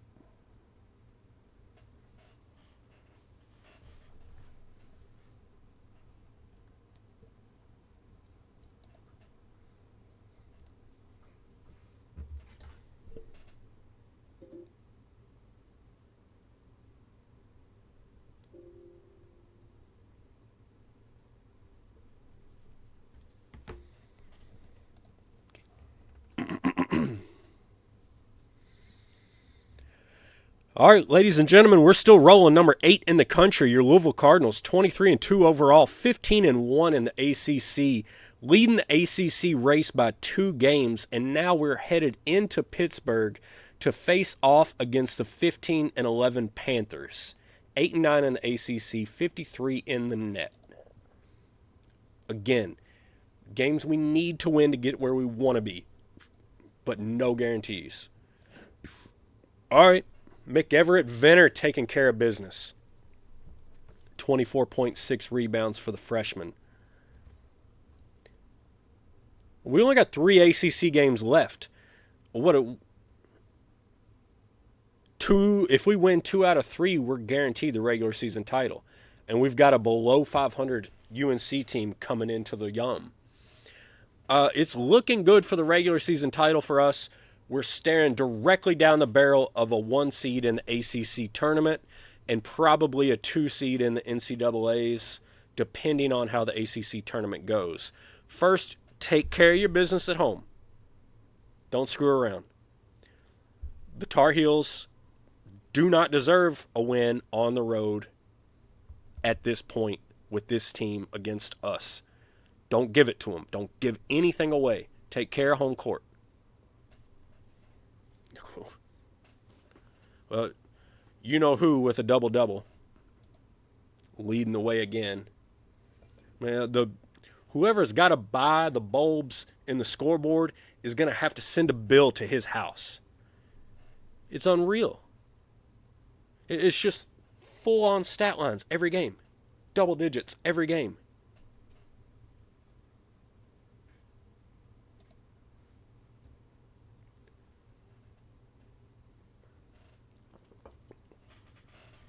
Sometimes I want to export these classes over to Chris and make them load them into MBGM and just see how they compete. I know it wouldn't be as fun for everybody else, but I'd love to see how some of these guys do in comparison to some CBGM legends like JJ Crowell,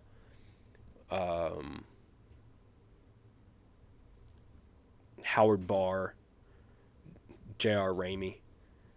A lot of legends over there in the CBGM. Louisville headed into Syracuse, another below 500 overall team, 9-9 in the ACC. So I wonder who they played out of conference that they did worse out of conference than they did in conference. Either way, these are games we need to at least compete, if not outright win, if we want to be what we want to be. 30-point win on the road, that sends a message. Of course, you know who led the way. That's not a surprise at this point. How many games have we won by 20 or 30 on the road? And what in the hell happened when we played Ryder? How did that happen? The Duke game, I get. It sucks to lose at home, but I get it. What happened when we played Ryder? And how do we avoid that ever happening again?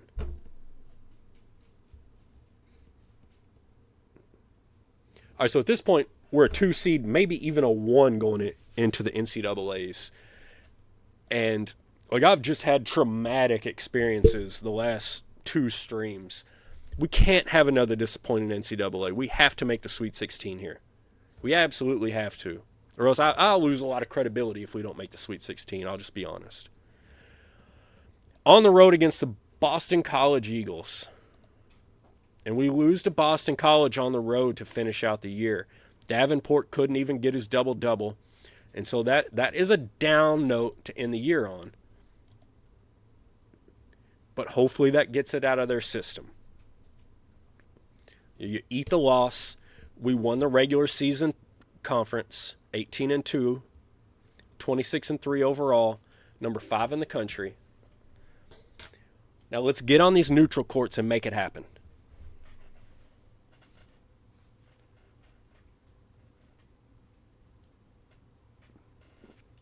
Whew.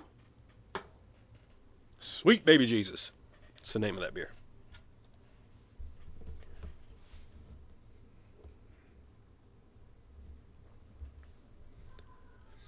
All right, let's go. Push it on. We're probably not playing until Friday.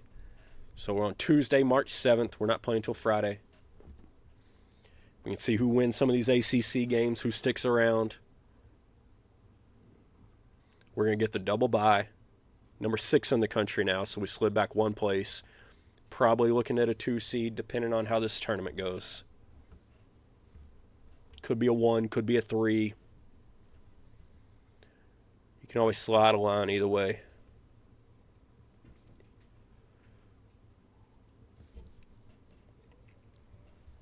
All right, so here's the teams playing Thursday.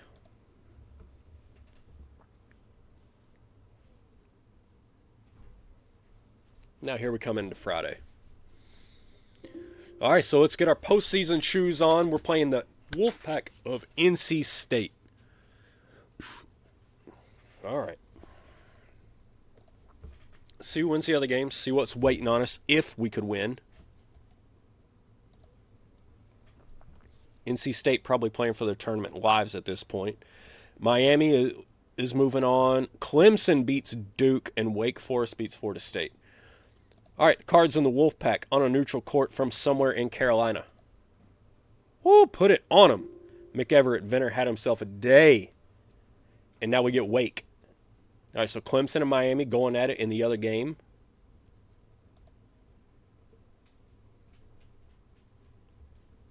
And Miami takes it, 78-74. So taking on the Demon Deacons. Ooh, much closer than we would hope for. But once again, you know who with a double-double. You know who else with 15 points. And now we get a big-time showdown. Big-time showdown, baby. The Hurricanes and the Cardinals. Number 5 in the country versus number 7 in the country on a neutral court. And a rematch from last year's NCAA tournament where Louisville got bounced in the second round by like a either 8 or 9 seed Miami Hurricane team. Let's go get some justice, some retribution, some revenge. Remember how bad we felt when we got knocked out of the tournament last year? And take all that energy and ball it all up and then beat their ass with it. That's the game plan. That's the pregame speech. Take it out on them right now. Hang another banner. Hang another banner. Let's put it up there. ACC champs. Year after year. Let's go. Cards and the Canes. Oh, man, I skipped it. 91-72. 91-72. Who did it for us? A little bit of everybody, if we're being honest. Look, Davenport, London, Venner, and Greenberg all in double-digit scoring. Nobody double-digit rebounding. Greenberg went 4 of 6 from 3. That had to hurt. Oof. 91-72. We're hanging banners. Let's go get the one that counts. We're going to view the show. Watch your speakers. 3, 2, 1. Did I get that? I think I got that quick enough. It didn't even initiate. We're going to watch the show.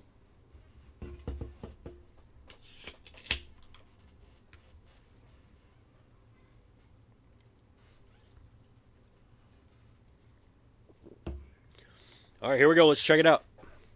Jerry Rice U versus Weber State. Omaha, Gardner-Webb, Davidson, Xavier, Florida State, Minnesota. All right.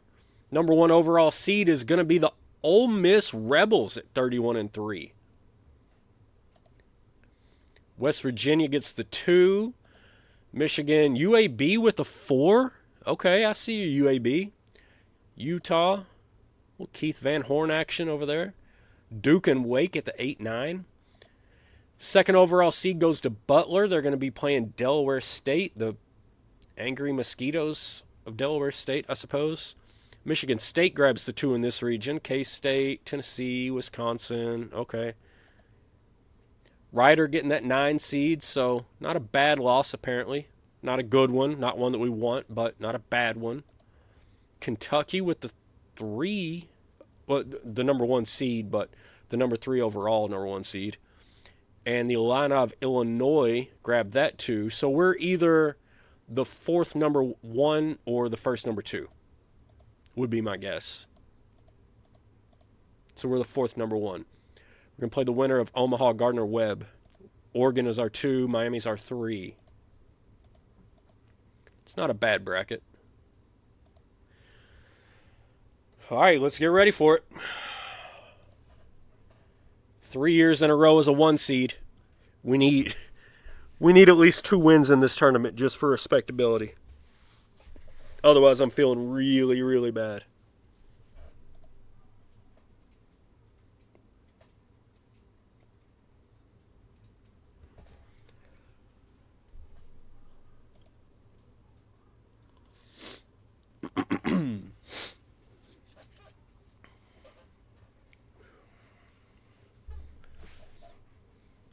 Get this Duke-Wake game out of the way. I was trying to watch and see who won. I missed it. All right, here we go. Omaha Mavericks.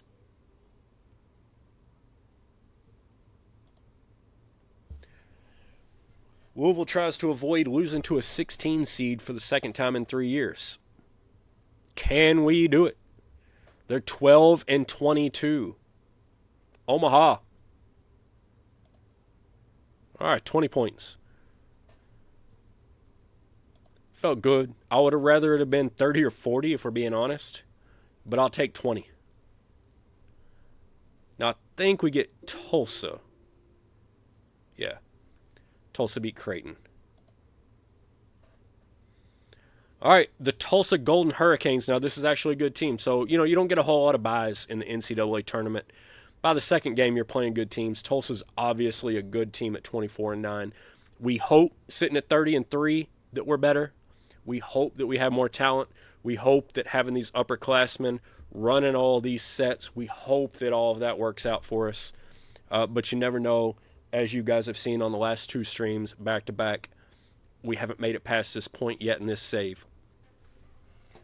For the biggest run in this save's history, let's try to get to the Sweet 16 for the first time. In the first access version of Draft Day Sports College Basketball 2024. Early access, as you guys can see, the game's absolutely killer. My favorite version of it in quite a while. I'm having a blast with it. If it would quit beating me in the first round of the NCAA tournament. It's all that I ask. If I lose this game, I'm sending a ticket to the devs. I'm sending a bug ticket. You can't lose this game, guys. You got to win. Jamie Davenport, do your thing. McEverett Venner, do your thing. Chris Cole, it's your team, baby.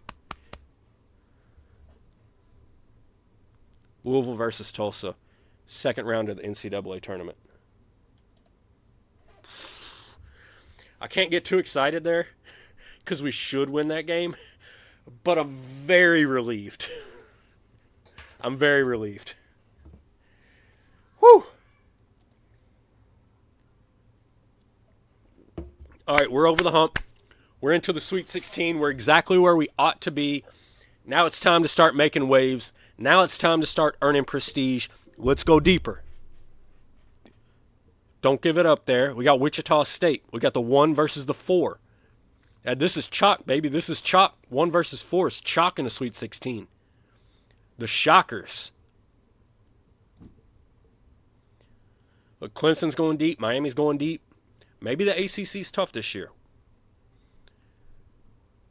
Let's see if we can keep going.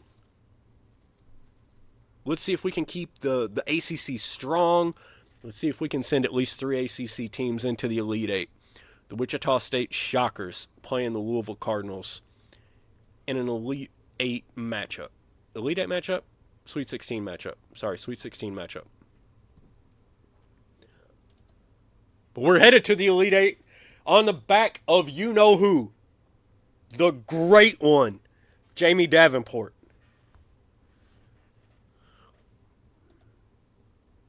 Let's see what we get now. All right. So we made the Sweet 16. We hit our goal. Now we're into the Elite Eight. 3 more games. Now we get Miami. We had Miami in the finals of the ACC tournament. We had Miami in the second round last year. They sent us home way too early.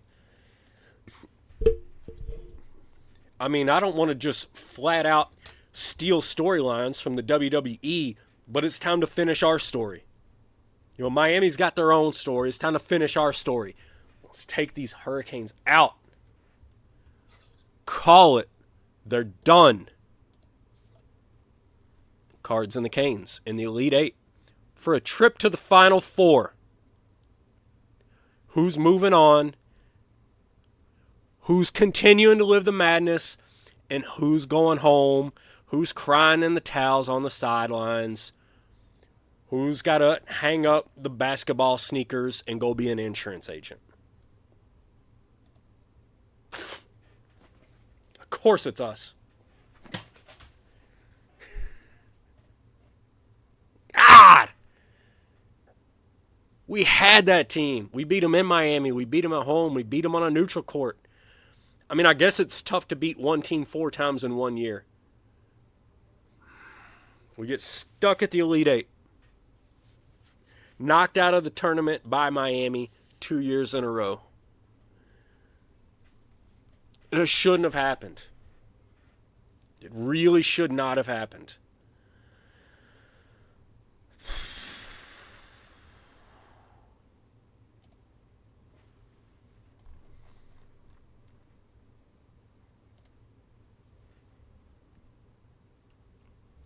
And there you go. Gray's in foul trouble. Only played 23 minutes. How's Davenport and Venner both negative 12s? Like, they scored 36 combined. Ton of rebounds. Where'd we lose? Shot 35 from 3. They're 36. Where'd we lose this, guys? 3-point rebounding differential. Turnovers are 12 to 13.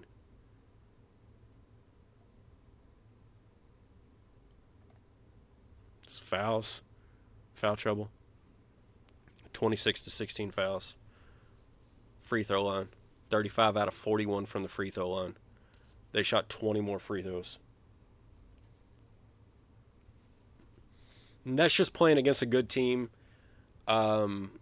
We played against a good team on a neutral court, and we've got our defensive intensity set pretty high. And so when you factor in all of that, you can have a game like this. And, I mean, that's just absolutely brutal. Not only to give up 41 free throws, but for them to have to hit 35 of them. Like, as a team, they shot a fantastic free throw percentage. But that's all it was, just fouls. It's brutal. We'll keep going, though. It pisses me off. It's frustrating, but we made the Elite Eight. That's about where we should have gotten, to be honest. I can't be too upset about it. I am upset about it. Maybe I shouldn't be as upset about it as I am, but it's frustrating.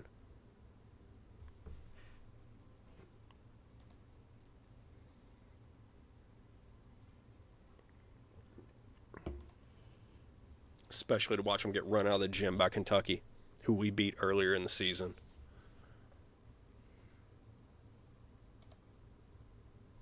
Didn't Kentucky win the last? Is Kentucky going to win back-to-back? Is that back-to-back for them? That pisses me off more than anything. I think it was. I don't have the energy to go check it right now. I'm trying to keep the stream going. I'm trying to vamp and keep things going because we're still about 2 hours and 20 minutes away from Chris taking over here and jumping in with our recruiting bonanza.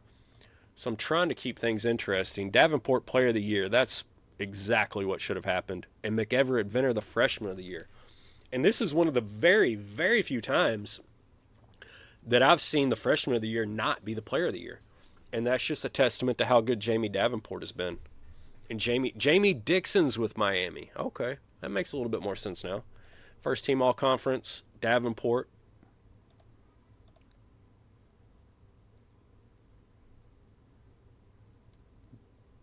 Was Brennan Lyons the guy that transferred away from us? Yep. So one of our transfers grabbed second team all-conference. Somehow, Freshman of the Year isn't first or second team all-conference. And I'm not sure how that happens. Jamie Davenport's actually a second team All-American. So he had a hell of a year, obviously.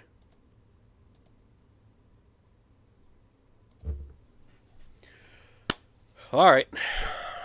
Pick it up and move on for next year. Where's the thing I threw?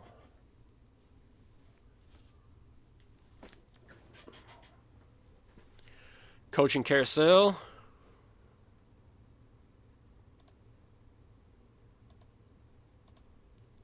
Oh, the Kentucky job's open. I guess Calipari must have retired.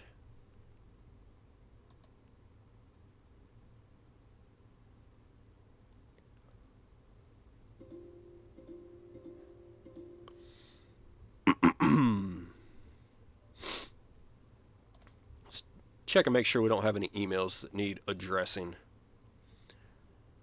Got some letters of intent signed. Season review. Nice season. Nice. Great. Keep it up. 66-71. Not too shabby. We're getting close. Real close. We're right on the borderline of national recruiting here. Right on the borderline.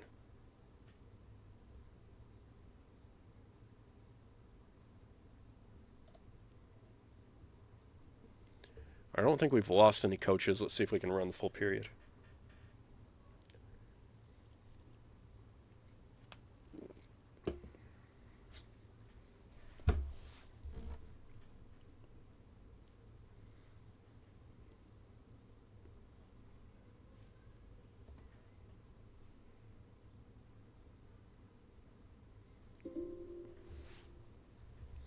All right, we made it through. Check the year-end tasks.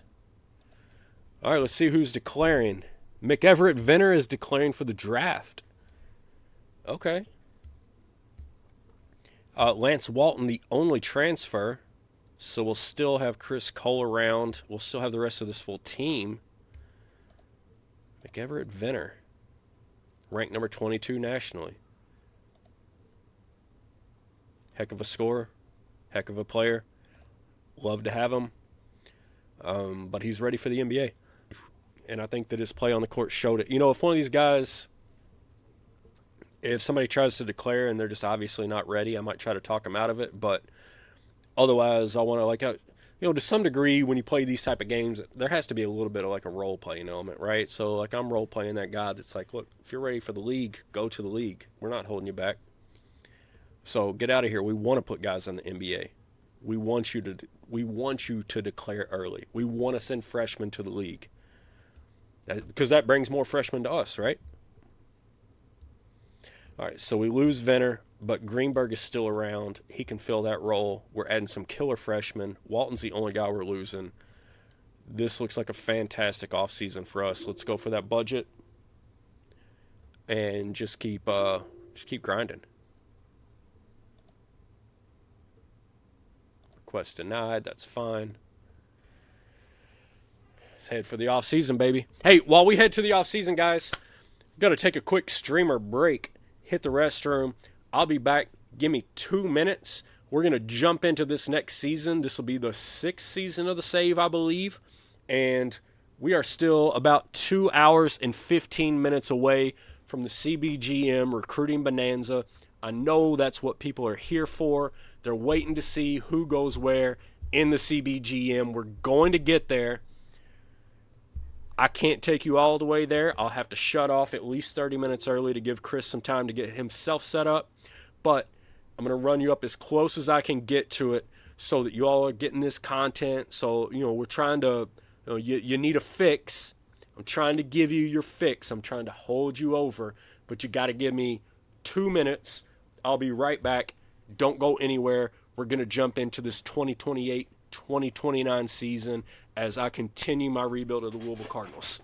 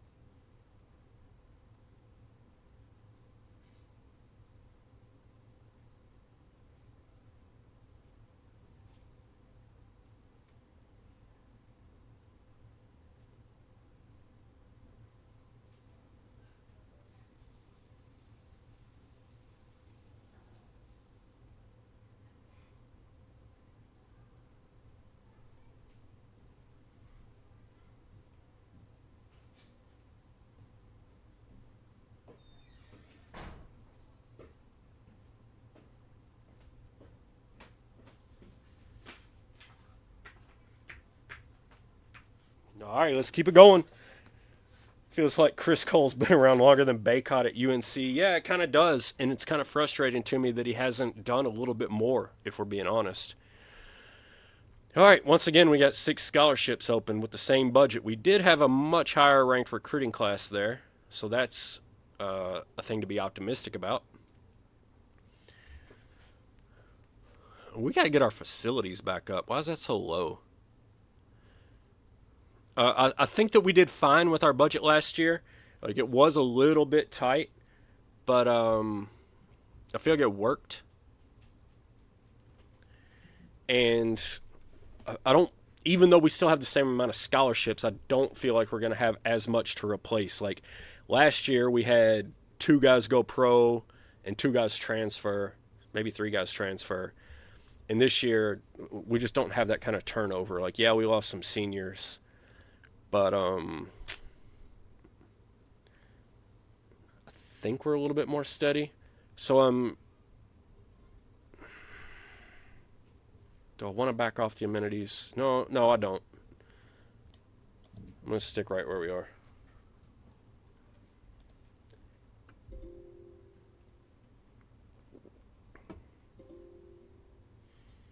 B-Love didn't know we went live. Yeah, we've been live for 2 hours and 3 minutes, my man.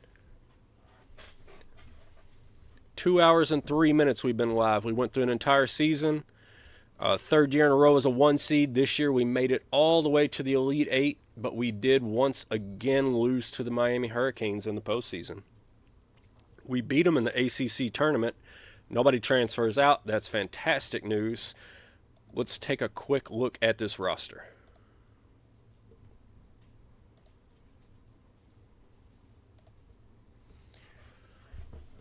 All right. So a little bit of a question there at the point guard spot. We've got Braun and Jay Williams both coming in as freshmen. 5-3, 5-2, 4-5, 5-4.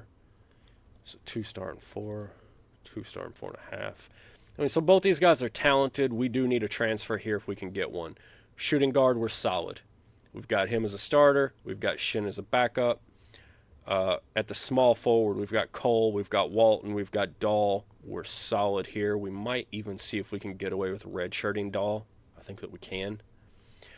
At the power forward, we've got Robbins, Brown, and Hatcher. And my guess is Robbins is going to get re-rated up. That's probably our starter there. And then on the inside, we have Davenport, the senior, and Seaman, the freshman. And this is going to be an issue. Like, who do we play here? 8, 6, and 6 with 9 and 7. I mean, I feel like Seaman can score better, but Davenport has the experience.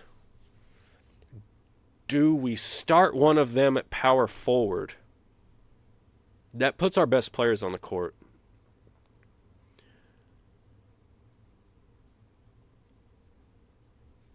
And then we let Robbins cycle through as the third big man. And then we run Cole, Walton, Dahl, red shirts, Greenberg, Shin. And then a transfer point guard with one of these freshmen. That's what I would like to do. Yeah, we're running somebody at the 4. Seaman's got a little bit of mid-range and outside, and Davenport really doesn't. So yeah, I think it's got to be Seaman at the 4. Josh, I think you're on it. But first, let's see if we can go get ourselves. Hold on. 7 and 3 handling. So Greenberg could play the point. Shin cannot.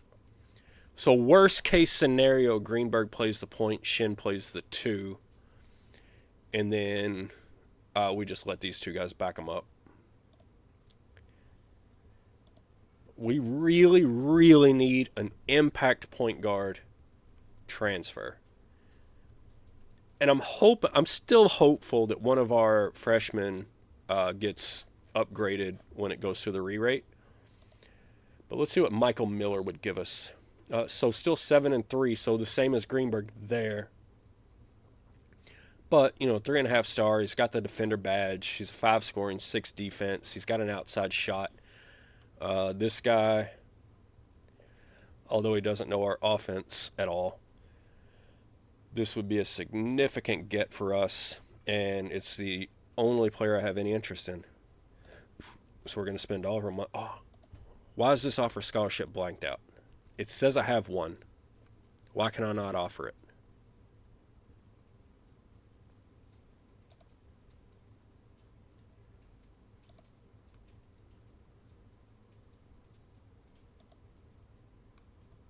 Do I have too many players? 2, 3, 4, 5, 10, 11, 12, 13, 14. I have too many players. I got to cut a walk on. So once you have 15 players, you cannot offer anybody else. And this is something Kev from the CBGM actually hooked me up on this info.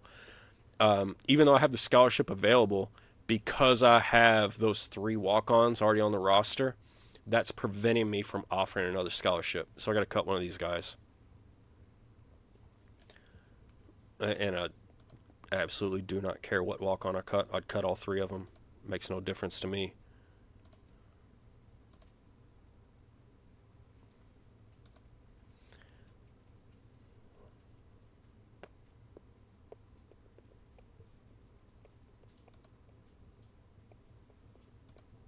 All right, now the offer scholarship button's lit up. Go ahead and throw that offer out. We got everything else already selected, so we can advance, see if we can bring in Mike Miller. Come on, baby. You're started from day one, Michael. Come to the Ville. Come on to the Ville. Good thing there's a roster limit in college. I'd cheat the game.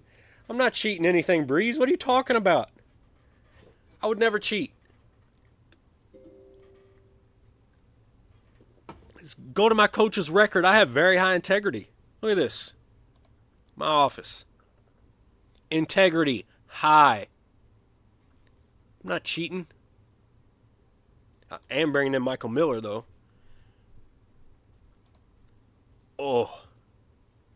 Did we miss on him? Did he go somewhere else? Is he on the list? I don't see him yet. He might still be there. All right, let's try again. Daddy needs a point guard. Come on, Mike. Oh, yeah, he's still out there. Number 1 on his list. Let's give him the media kit. Give him the campaign. Roll out the scholarship. Roll out the red carpet. Bring in the hookers. Whatever you got to do. It's Louisville. We do what we do. Let's go, Mike.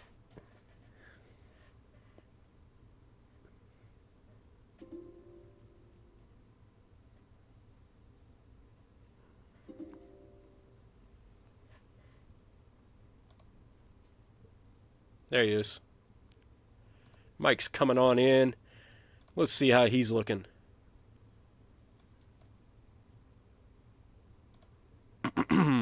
There we go. That's a point guard that we needed.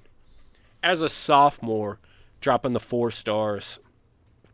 So we can probably redshirt Dahl and one of these points. Let's check out Mike. He's 7-3 again. So I told you Greenberg would work passing, ball handling wise.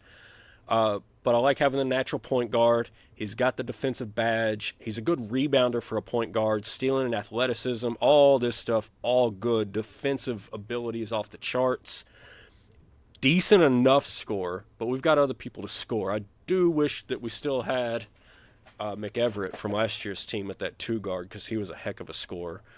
But obviously, I think that Davenport and Seaman on the inside are going to make up for that. So let's go take a look and set up our depth chart.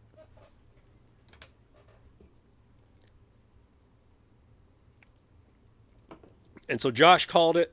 The game has already called it for us as well. Seaman starts at the 4. Let's see what the suggested matrix looks like. Got Brown playing. I want Robbins over Brown, to be honest. I don't know. Will he stick around? He doesn't care about playing time, so he should stick around. I think Robbins has more upside than Brown. Brown was a transfer in. Robbins was like a top 10 at Memphis, top 25 Indy type player. Dahl, we're going to redshirt. One of these guys, we're going to redshirt.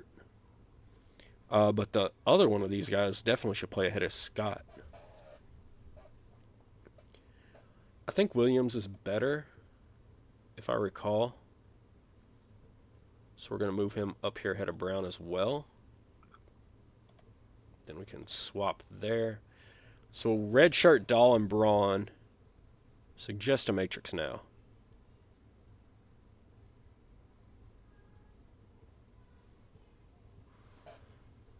I mostly like this, but we're going to swap it out so that Seaman's playing the backup center minutes.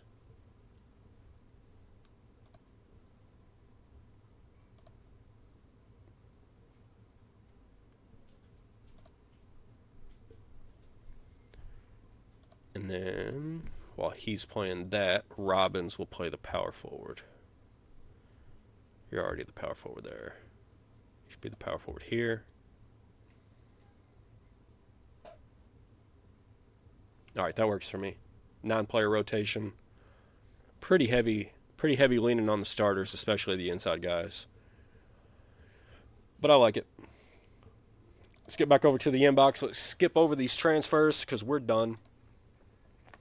Let's get rolling into recruiting for yet another season. Kim is chilling. A cards. How's the save going? It's going.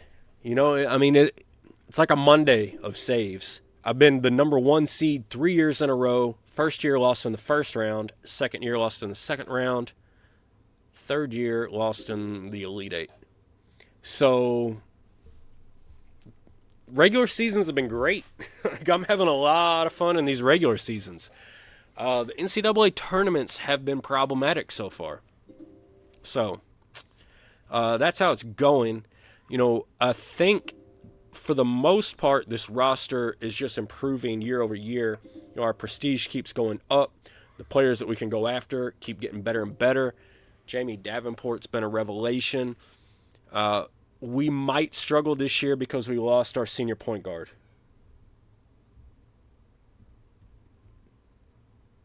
The amount of ads it took, if there's ads on the Twitch, I have no idea about that. That's out of my control.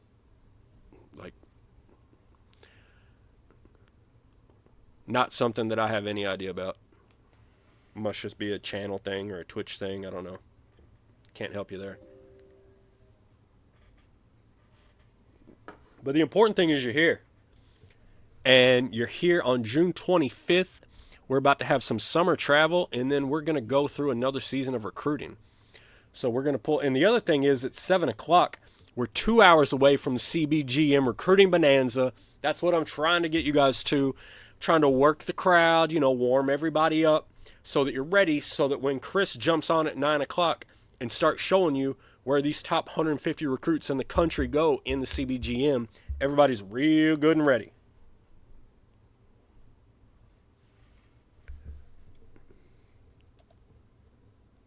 All right, so Chris addressed the question about the ads. Like I said, I have no idea. We're hitting our camps. We're doing the usual thing. Nothing special here. Hey, it's a formula, and it works. And I show it to y'all over and over. Y'all can do it over and over. If you ever have questions, just ask.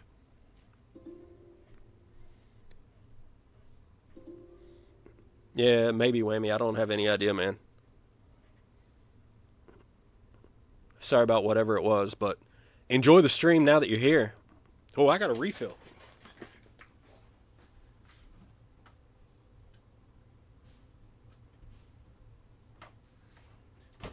Ooh, we're going with the double SBJ. This is dangerous. These things are fantastic. It's like a dark chocolate beer, basically. But they are strong, so I won't make it through this entire season. But at the same time, I was already going to have to sign off at some point so that Chris can get everything set up for the Bonanza. Because obviously that's what we're getting set up here for tonight. Like the addition of the JUCO camp for smaller schools, great player. Yeah, absolutely. That JUCO camp is awesome for small schools. That is a huge addition, and that's absolutely one of the best new additions they've made to the game. Here we go, though, baby. June 26th, the date that we all wait for every year when we start recruiting. I don't think we need to check anything through here. We can check the draft. Some loser from Kentucky went first overall, another one at 8th. McEverett Venner goes at number 19, the freshman shooting guard out of Louisville. It's the only one of our players that got drafted. Let's delete all that. All right, recruit players. Here we go. 5 scholarships. Anybody want to guess how I'm going to set up the recruiting board?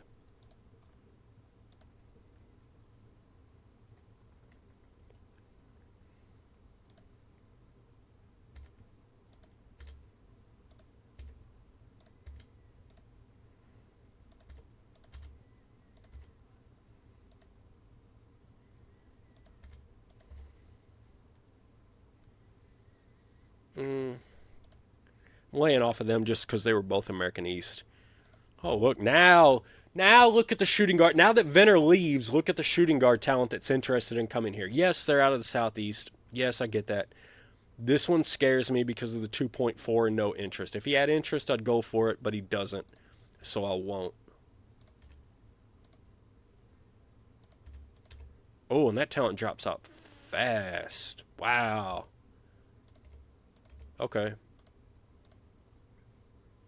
That talent dropped off real fast. Look at this. We are getting some top-tier interest. The Southeast is loaded. Well, we got 4 in the top 10 in between shooting guard and small forward. I wish we would start getting interest from some of these other regions. And I think that we probably could pull it at this point. We got the decent budget.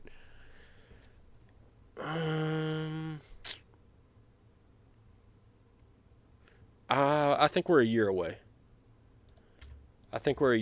I'm going to stick to what I have interest in now. Just pulling steady classes, build that prestige up. Once I get above 75, then I'll expand. The name of the beverage, it's called Sweet Baby Jesus. It's made by Duclaw Brewing Company. And it is a chocolate peanut butter porter. It's very delicious, a little bit strong. I'll be a little bit off by about 7:30. But I'll be excited and exciting.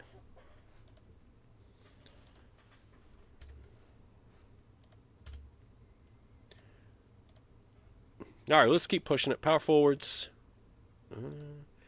Now look, right here. Again, I'll say it 100 times. They got interest right now. They're going to qualify. 2.3.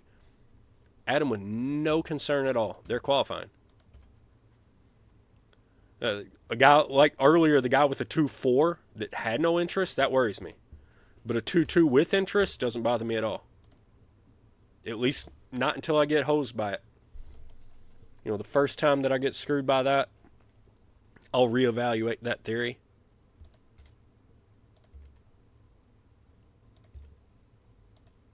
Please nobody report that theory to Gary because I don't want him to code it out of the game.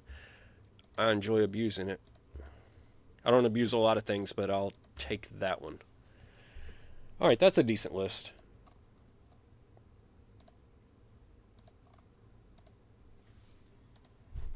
All right, so we'll host anybody in the Southeast, move on, get through all the camps and see where we're at. Same old, same old. Got some interest.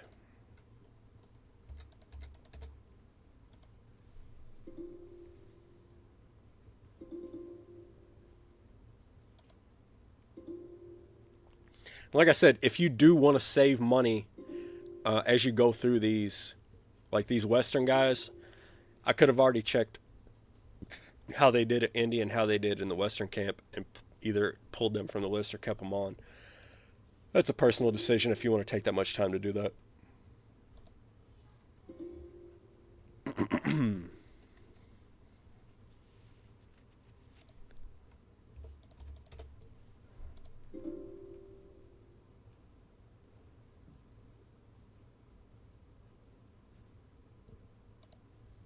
Dead period, 2 camps, then cut lists.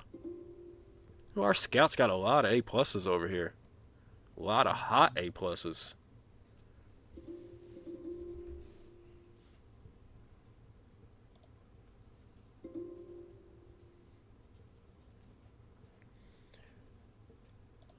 All right, let's cut them down. Didn't stand out at Indy, decent at Memphis. And like with that kind of ranking, I don't know. This is one of the problems because we talked earlier about the dynamic ratings and how these players improve. And he's got a lot of potential. But if he's a one-year player, he shouldn't be a priority. So we're not going to cut him from the list. He could be a really good player. But if we have somebody like this, like Amari is a top 10 at Indy, this guy is much more of a priority. Significantly more. Especially being 22 overall, he could hang around for an extra year or more. So, yeah. Didn't stand out. Decent at Memphis. Not spectacular. Top 10 at Memphis. Like that. Top 25 at Memphis, yeah. Looks like a decent point guard crop. We got a few targets.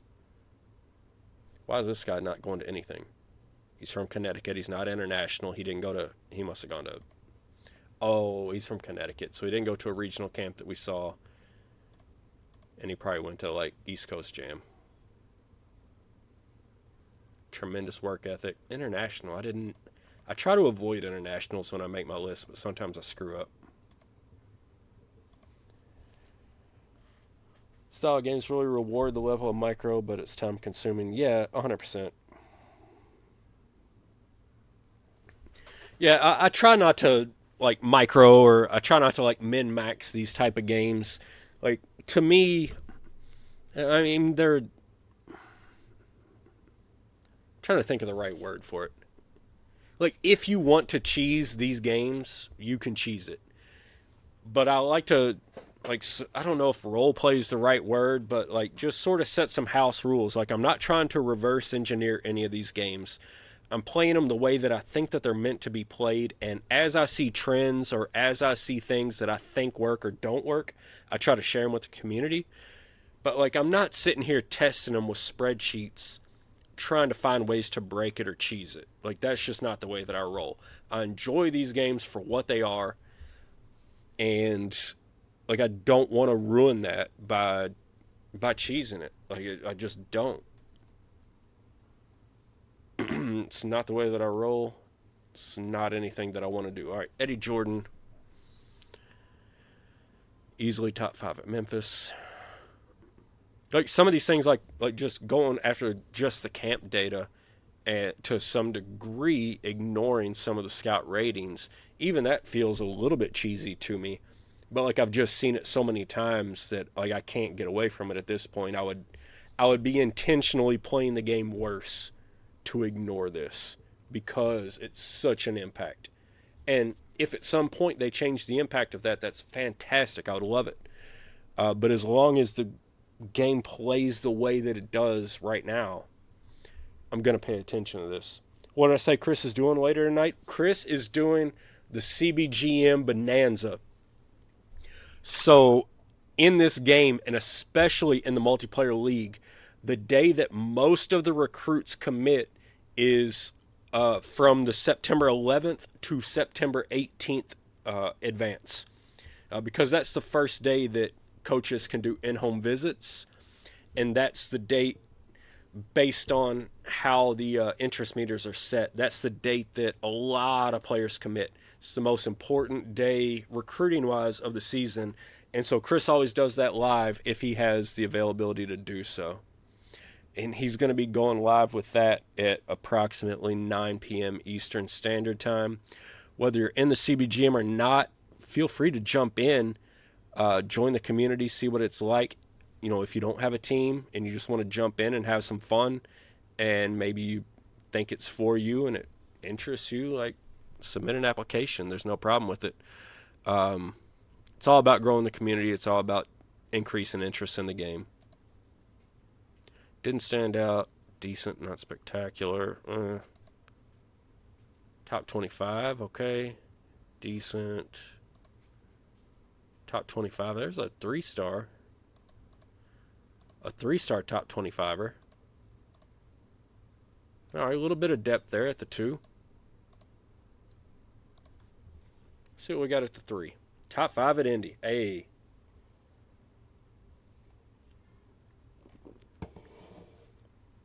Sort of in the mix.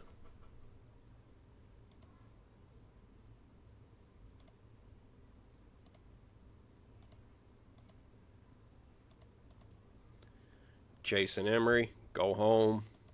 Kevin Barron, go home. Top 25, love it. Didn't stand out. Deshaun. Didn't stand out. Julian.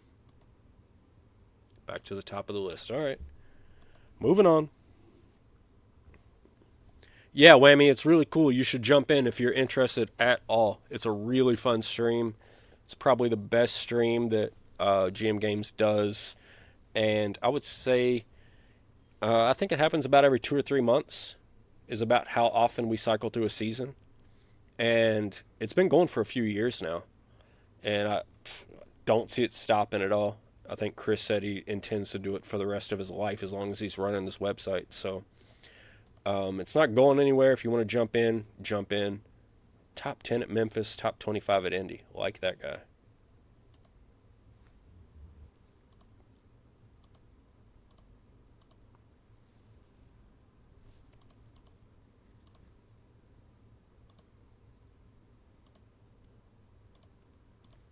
All right, so last year we had a lot of trash on our list. This year I feel like the list is pretty good. And here's the MVP at Memphis.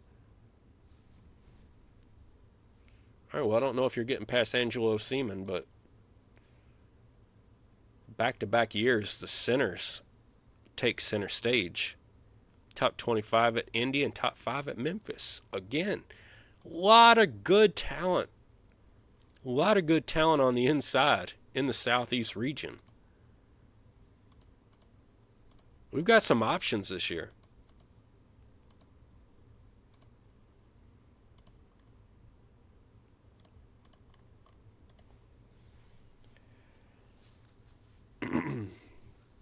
Kim says usually do role play saves with some restrictions. Yeah, absolutely. You always have to come up with whatever like comfortable house rules you have.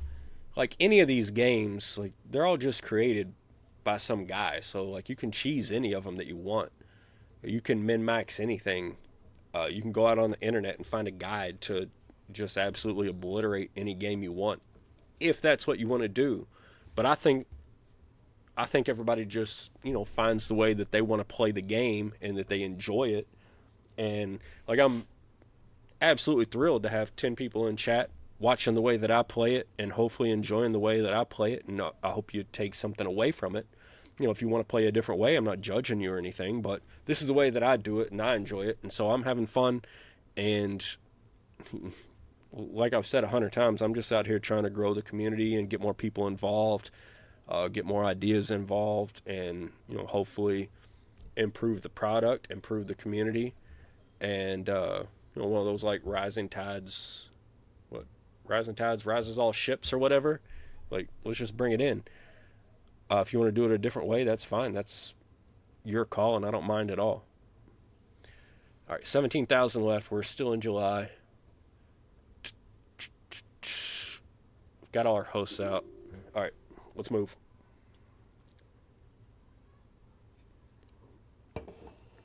$31 people left on the list. Let's go ahead and host everybody for right now. I'll drain this down to about 9 or 10,000. Just indiscriminately.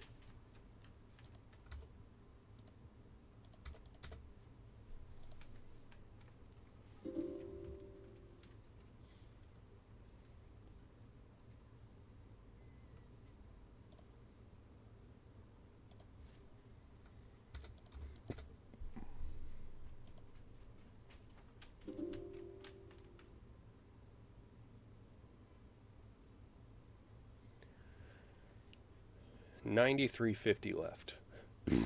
Excuse me.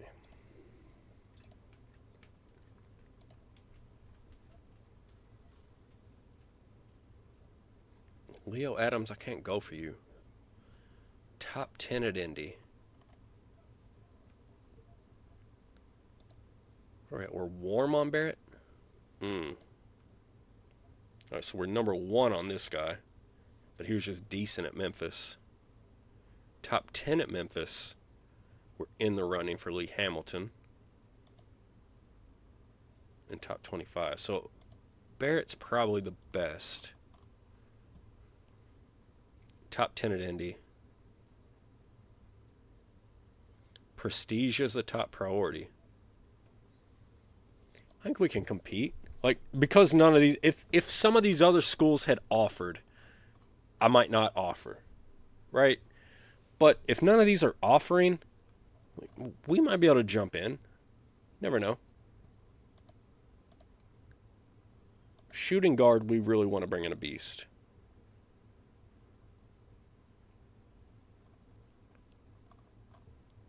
I don't think we're in the running there. It looks like that's a runaway for Florida. Top 25 at Indy. All right, so Harrison is an option for sure. Look at that, 30 points a game. Number 4 in the country. Yeah, that's probably our offer, but I'll still go through. Didn't stand out at Indy. Decent. 25 at Memphis. Decent at Memphis. All right, Harrison is absolutely our offer here. This is probably our top target this year. It's a position of need. It's a fantastic player. We would really like to bring in B.B. Harrison. Whammy asks, what's the best way to play like an athletic director role? Like Sandbox or Universe, so I can hire and fire all my coaches, not just the head coach. So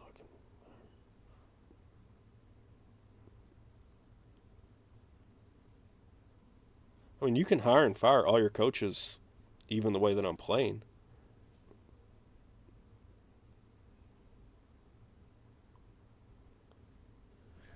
Like, I could go in right now,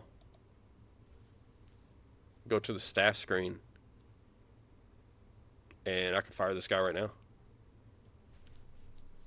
You can do that at any time. I would recommend doing it at either the beginning or end of the season so that your budget doesn't get messed up. You can fire all these coaches anytime. I feel like most of this is like an athletic director role. I don't know if there's a way to set the recruiting automatically. Because I feel like if you're going to do an athletic director, like, role play, that would be part of it, I feel like.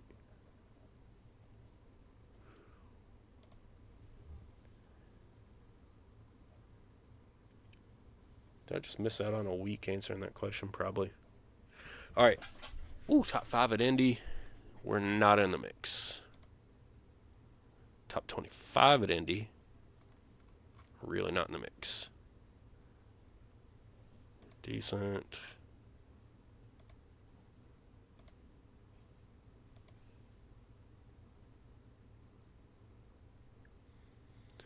All right, so we could probably jump in on this small forward.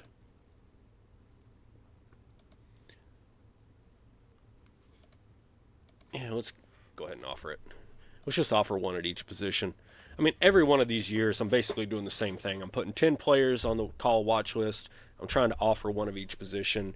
And with the number of transfers we're going to have and the number of early declarations we're going to have, we really just want to be recruiting an entire team of freshmen every year because we don't know what's going to happen. What about the head coach? So you're talking about wanting to be able to hire and fire the head coach and bring in different guys. I've actually never played that way. I'd have to think about it. Yeah, I would assume you would need to do like a sandbox or a commissioner or something like that. Trask didn't stand out. Top 25. We're in the mix. Top 25, we're in the mix.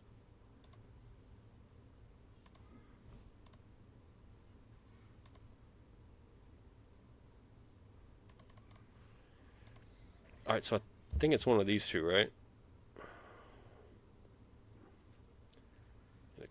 Damian Crockram or Brett Wainwright. Top 5 at Memphis. Top 10 at Memphis. So Wainwright might be a little better. Our scouts like Cochran better.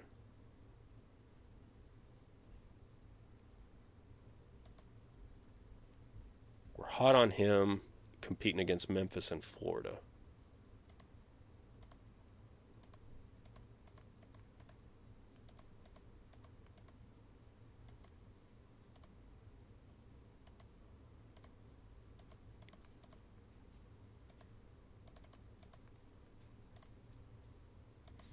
Let's see what that looks like.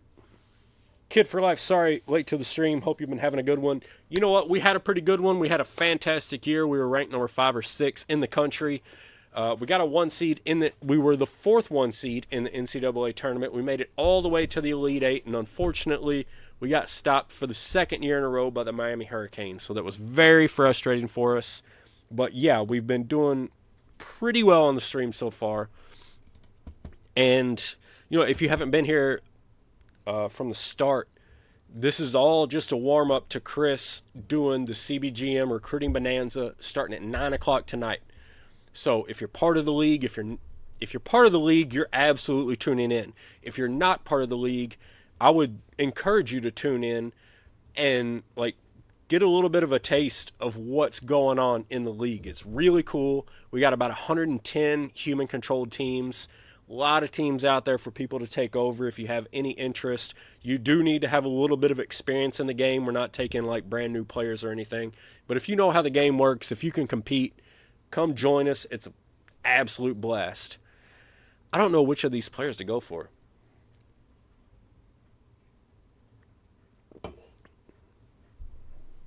It's August 28th. Let's advance.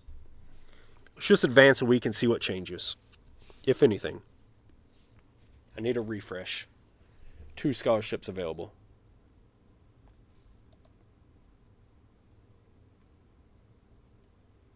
Or, well, his top school is Miami, so maybe I should just try to steal him from them.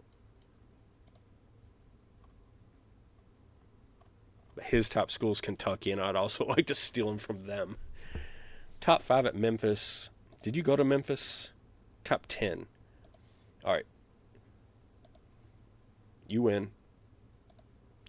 And then let's take a look at the centers. Oh, it's going to be tough to pull a center, but I do think MVP at Memphis. Yeah, I think we'd go for that too. Him and Seaman together would be fantastic. And Davenport's a senior, so we'll need the help for sure. Yeah, it was an awesome season. Well, I don't want to say it was an awesome season. It was a good season, not a great season. How about that? Maybe a great season, not an elite season. It's the way I define that team. That's the way I'll define the season. Great, but not elite. I think we're like 30-3 or something regular season. It was fantastic, but you know.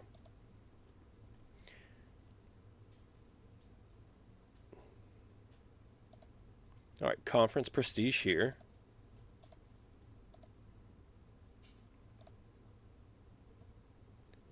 Conference prestige here.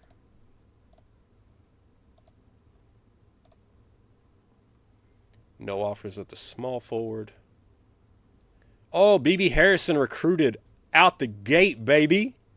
Hey, and that was our most important recruit. Number 3 overall in the country, number 2 at his position. Let's take another look at BB Harrison. He's top 25 at Indy. That's not fantastic. But it was a position of need. He was way into us. And, I mean, look at what the scouts are saying about this kid. Look at what the scouts are saying. A pluses all over the board. If it's not an A plus, it's an A. It's got a few other ratings, but fantastic recruit. Excited to have BB Harrison as a Cardinal. Let's check out the point guard. All right, so Amari Barrett. And this is our biggest reach. But still, look, this is why I'm reaching.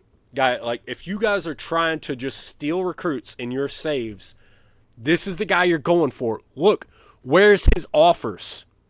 There are none. This is such an advantage. This has been in the game for a year, maybe 2 years.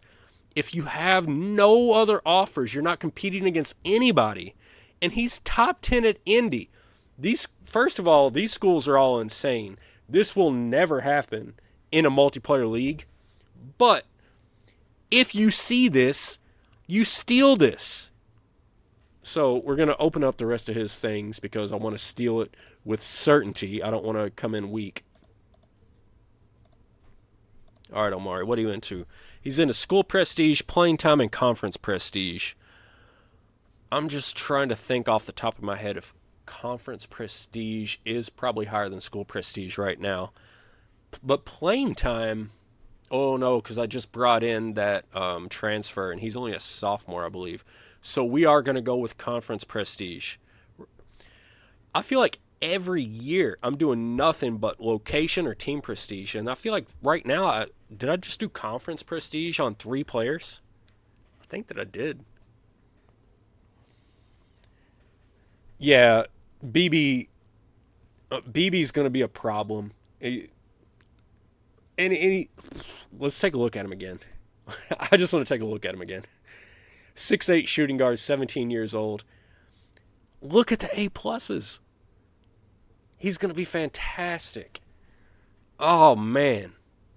Out of Little Rock, Arkansas. Whoo, Razorbacks got to be salty about that one, right? 6'8" shooting guard. Man, we maybe run a little high post with this guy. Averaging 30 points a game, 12.5 rebounds a game, almost 8 steals a game. He's averaging almost 8 steals a game. It's a baller. That's a baller. Yeah, Whammy. I spam location. I spam school prestige. This is the first year I've really just doubled down into conference prestige, but it was everybody's top thing, and my conference prestige is better than my school prestige, so we're just going to roll like that. You know, we got our 3 visits out. We do have 1 extra left with about $9,000 left in the budget. If Harrison hadn't committed. Like if I had to go visit an extra player like at a position of need, it would have been shooting guard, but I got Harrison. So with the other 3 positions, I'm not as concerned, and I'm just going to let that ride. Probably not the best decision, but it's a decision that I'm rolling with.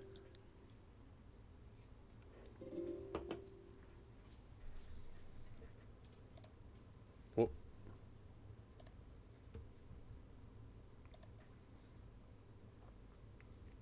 all right, baby, we got 3 decisions. Oh, sorry. Harrison already decided. He already told us. So Omari Barrett has not decided yet. But we got 2 other decisions on deck. Let's see what Brett Wainwright has to say. We are in the top 5. We're in the running for Mr. Wainwright. The recruiting grind was something else, man. Sat down with coaches, checked out different schools, amazing facilities, but the right school for Brett Wainwright. Big time power forward. Not going to UK. He's not going to Marquette. Get the L's up. Brett Wainwright. He's a card. Let's go. All right, keep them coming. Warren Rush. Real big-time player out of Indy and Memphis. Was it Memphis? I know he was killer at Indy. Why don't we just go? Well, no. We can't go check because it'll show who he picked. All right, so let's just watch Warren Rush. Do we have the successor to Angelo Seaman? We are in the top 5. Yeah, I love this feature. It's fantastic, isn't it? All right, what do we got? A lot of Tigers up there. Oh, not Memphis. Oh, sorry, that wasn't Memphis. That was somebody else. Not UConn. Not Auburn. Now it's not Memphis. Hey! Another Cardinal. Angelo Rush. Warren Rush. Sorry. Angelo Seaman. Warren Rush. I'll get them figured out before the next stream. All right, so we already know. I would have loved, man, I'm really actually disappointed that BB Harrison chose us early, and I already knew that because I would have loved to watch that one. That one would have been killer. But we do still have the Omari Barrett decision coming. We got the Omari Barrett decision coming, and it's going to be exciting. And we're absolutely watching it, and it's absolutely the most exciting I'm going to get the entire stream. We're closing in on 3 hours, guys, and we're closing in on about an hour and a half before Chris is doing the recruiting bonanza at 9 o'clock Eastern for the CBGM. So probably after Omari makes his decision, we'll probably call this a stream.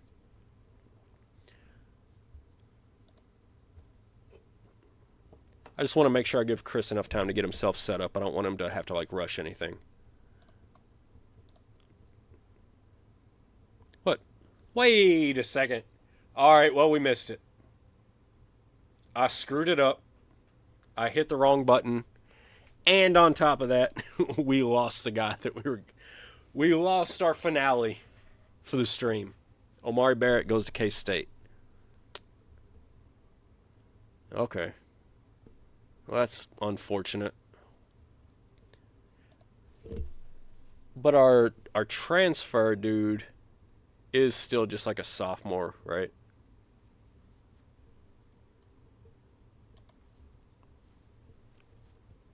It's frustrating. I'm sorry for y'all.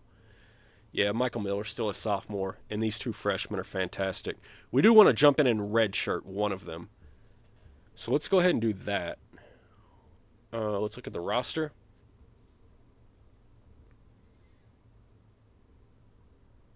Between these 2, he's got a little bit more potential. And I'm doing this, 1, to save the extra potential and hope that he ends up maxing that out and sticks around for 5 years.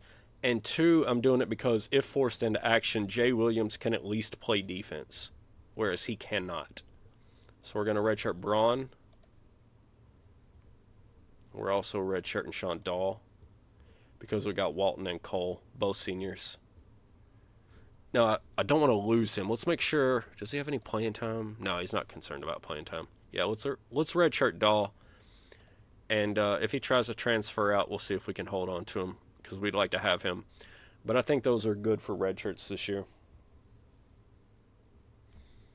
Yeah, this was still a massive recruitment class. Let's take a look at the ranks. So third in the ACC with only 3 players. And this, it might not look fantastic, but this 75 points is like 25, 30 points ahead of anything that we brought in prior. The fact that we're third here is just because North Carolina and UNC both brought in crazy classes. But, I mean, Harrison and Rush and Wainwright, like, that's a fantastic class. We're going to be great. Honestly, that 3, that swing position, do we have anybody still out there?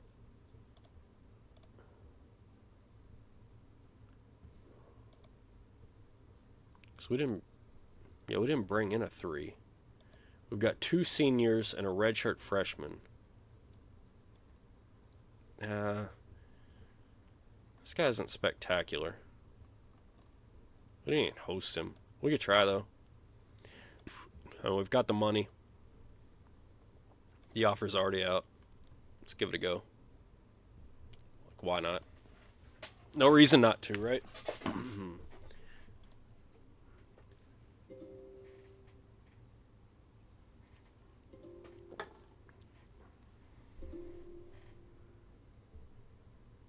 All right, decisions in. And again, if we're in the top 5, that's great, and this will be climactic. Is that the right word? But if we're not in the top 5, we got to find a way to exit this screen without just sitting here watching somebody that's not going to our school. So mark that down, send it in, make your suggestion. But let's watch Will Riddick. We are in the top 5. Okay, here we go.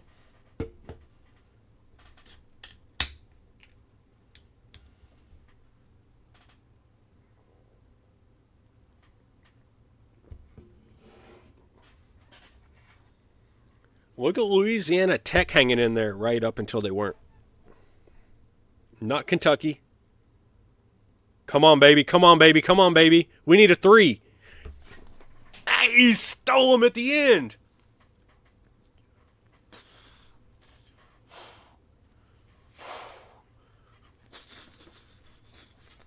Will Riddick. Coming to the Ville. We needed a 3 at the last second, and we nailed it. Let's delete these emails. And take a look at these recruiting ranks. Number 6 in the country.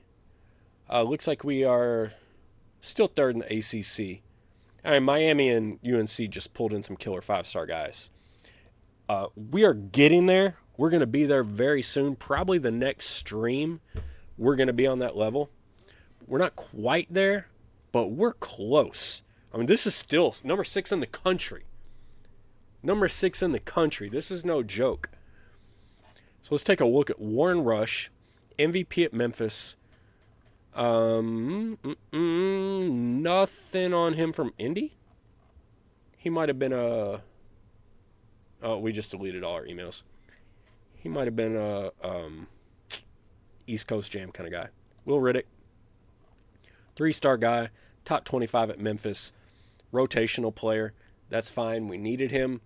We'll definitely need him. So we redshirted Dahl, so he'll come back in as a freshman if he doesn't transfer. But if he transfers, Riddick will definitely be an important part of the team. If Dahl sticks around, Riddick's important depth. So, important player either way. BB Harrison, everybody in chat already pointed out, this guy's an absolute monster. A 6'8 shooting guard out of Little Rock, Arkansas. A-pluses all over his scouting report. This guy was top 25 at Indy. This is a fantastic player, averaging 30 points a game, 12.5 rebounds a game, almost 8 steals a game. BB Harrison, This dude, like, this is a one and doneer. Like, when we talk about getting into the one and doners, like, this is it. Number 3 in the country, number 2 nationally at his position. This is one and done. We get 1 year BB Harrison. Let's hope that we live up to it. And then we take a look at Brett Wainwright, 6'8" power forward out of Fort Mill, South Carolina, 4-star guy. Easily in the top 5 at Memphis, top 25 at Indy.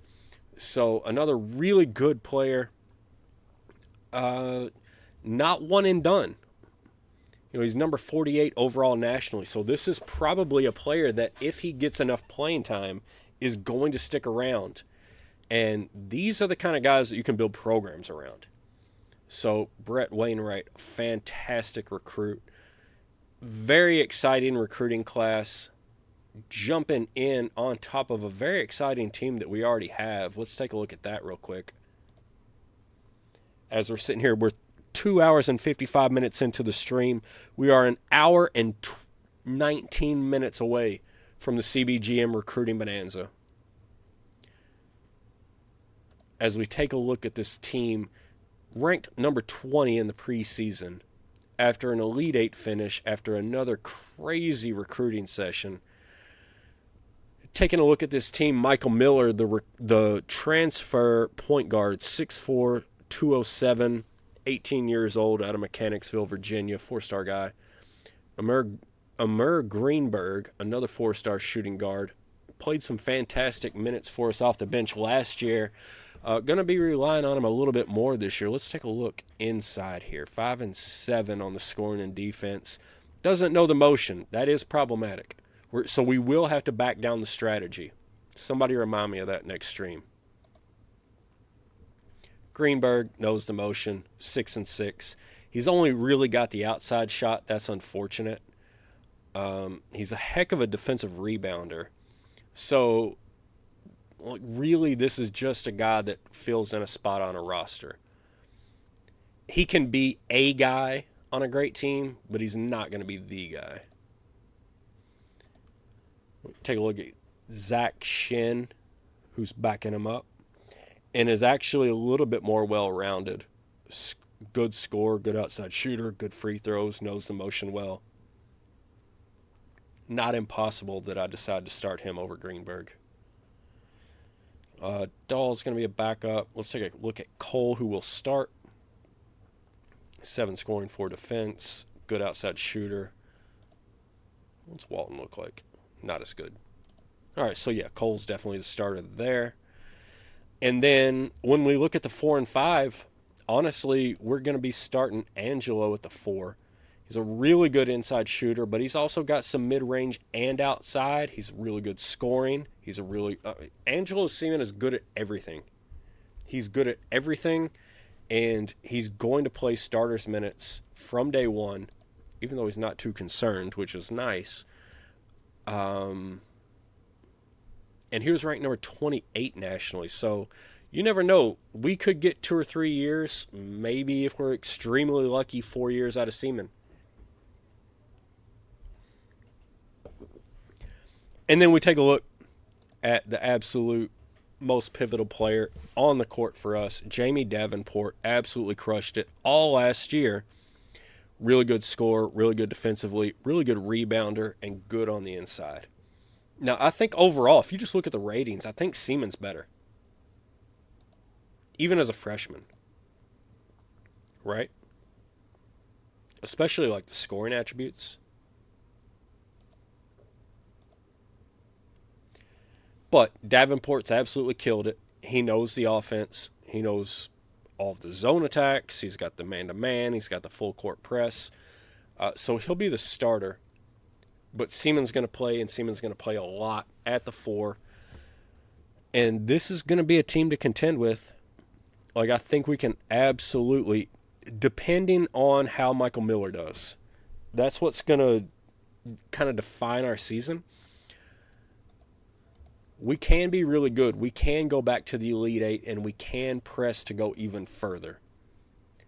But for tonight, we are an hour and 15 minutes away from Chris coming live with the CBGM Recruiting Bonanza. Guys, I did the absolute best I could to get it as close as possible to his stream. He does need some time to get set up. I need some time to go get dinner and go do some other things. But wanted to bring you guys some content. Wanted to give you something to do other than just sit there and twiddle your thumbs while you wait for the stream to go live. So we got a little bit of content in. We got a full season in. We made it to the Elite Eight. Came up a little bit short. But we are moving and grooving. We're getting into the 70s prestige-wise. And by the next time I stream for you guys, we're going to be hard-hitting on one-and-dones. We're going to be hard-hitting on that press, hard-hitting on that offensive pace. We're going to put it down on some of these teams. I hope y'all enjoyed it. I had an absolute blast. Thank y'all so much for watching. Until next time, this is Cards for CBGM Games. And I have no words. I have nothing left. Sat here and said, I think I hit my maximum of words for 3 hours. It's 3 hours. At 3 hours, I actually got cut off.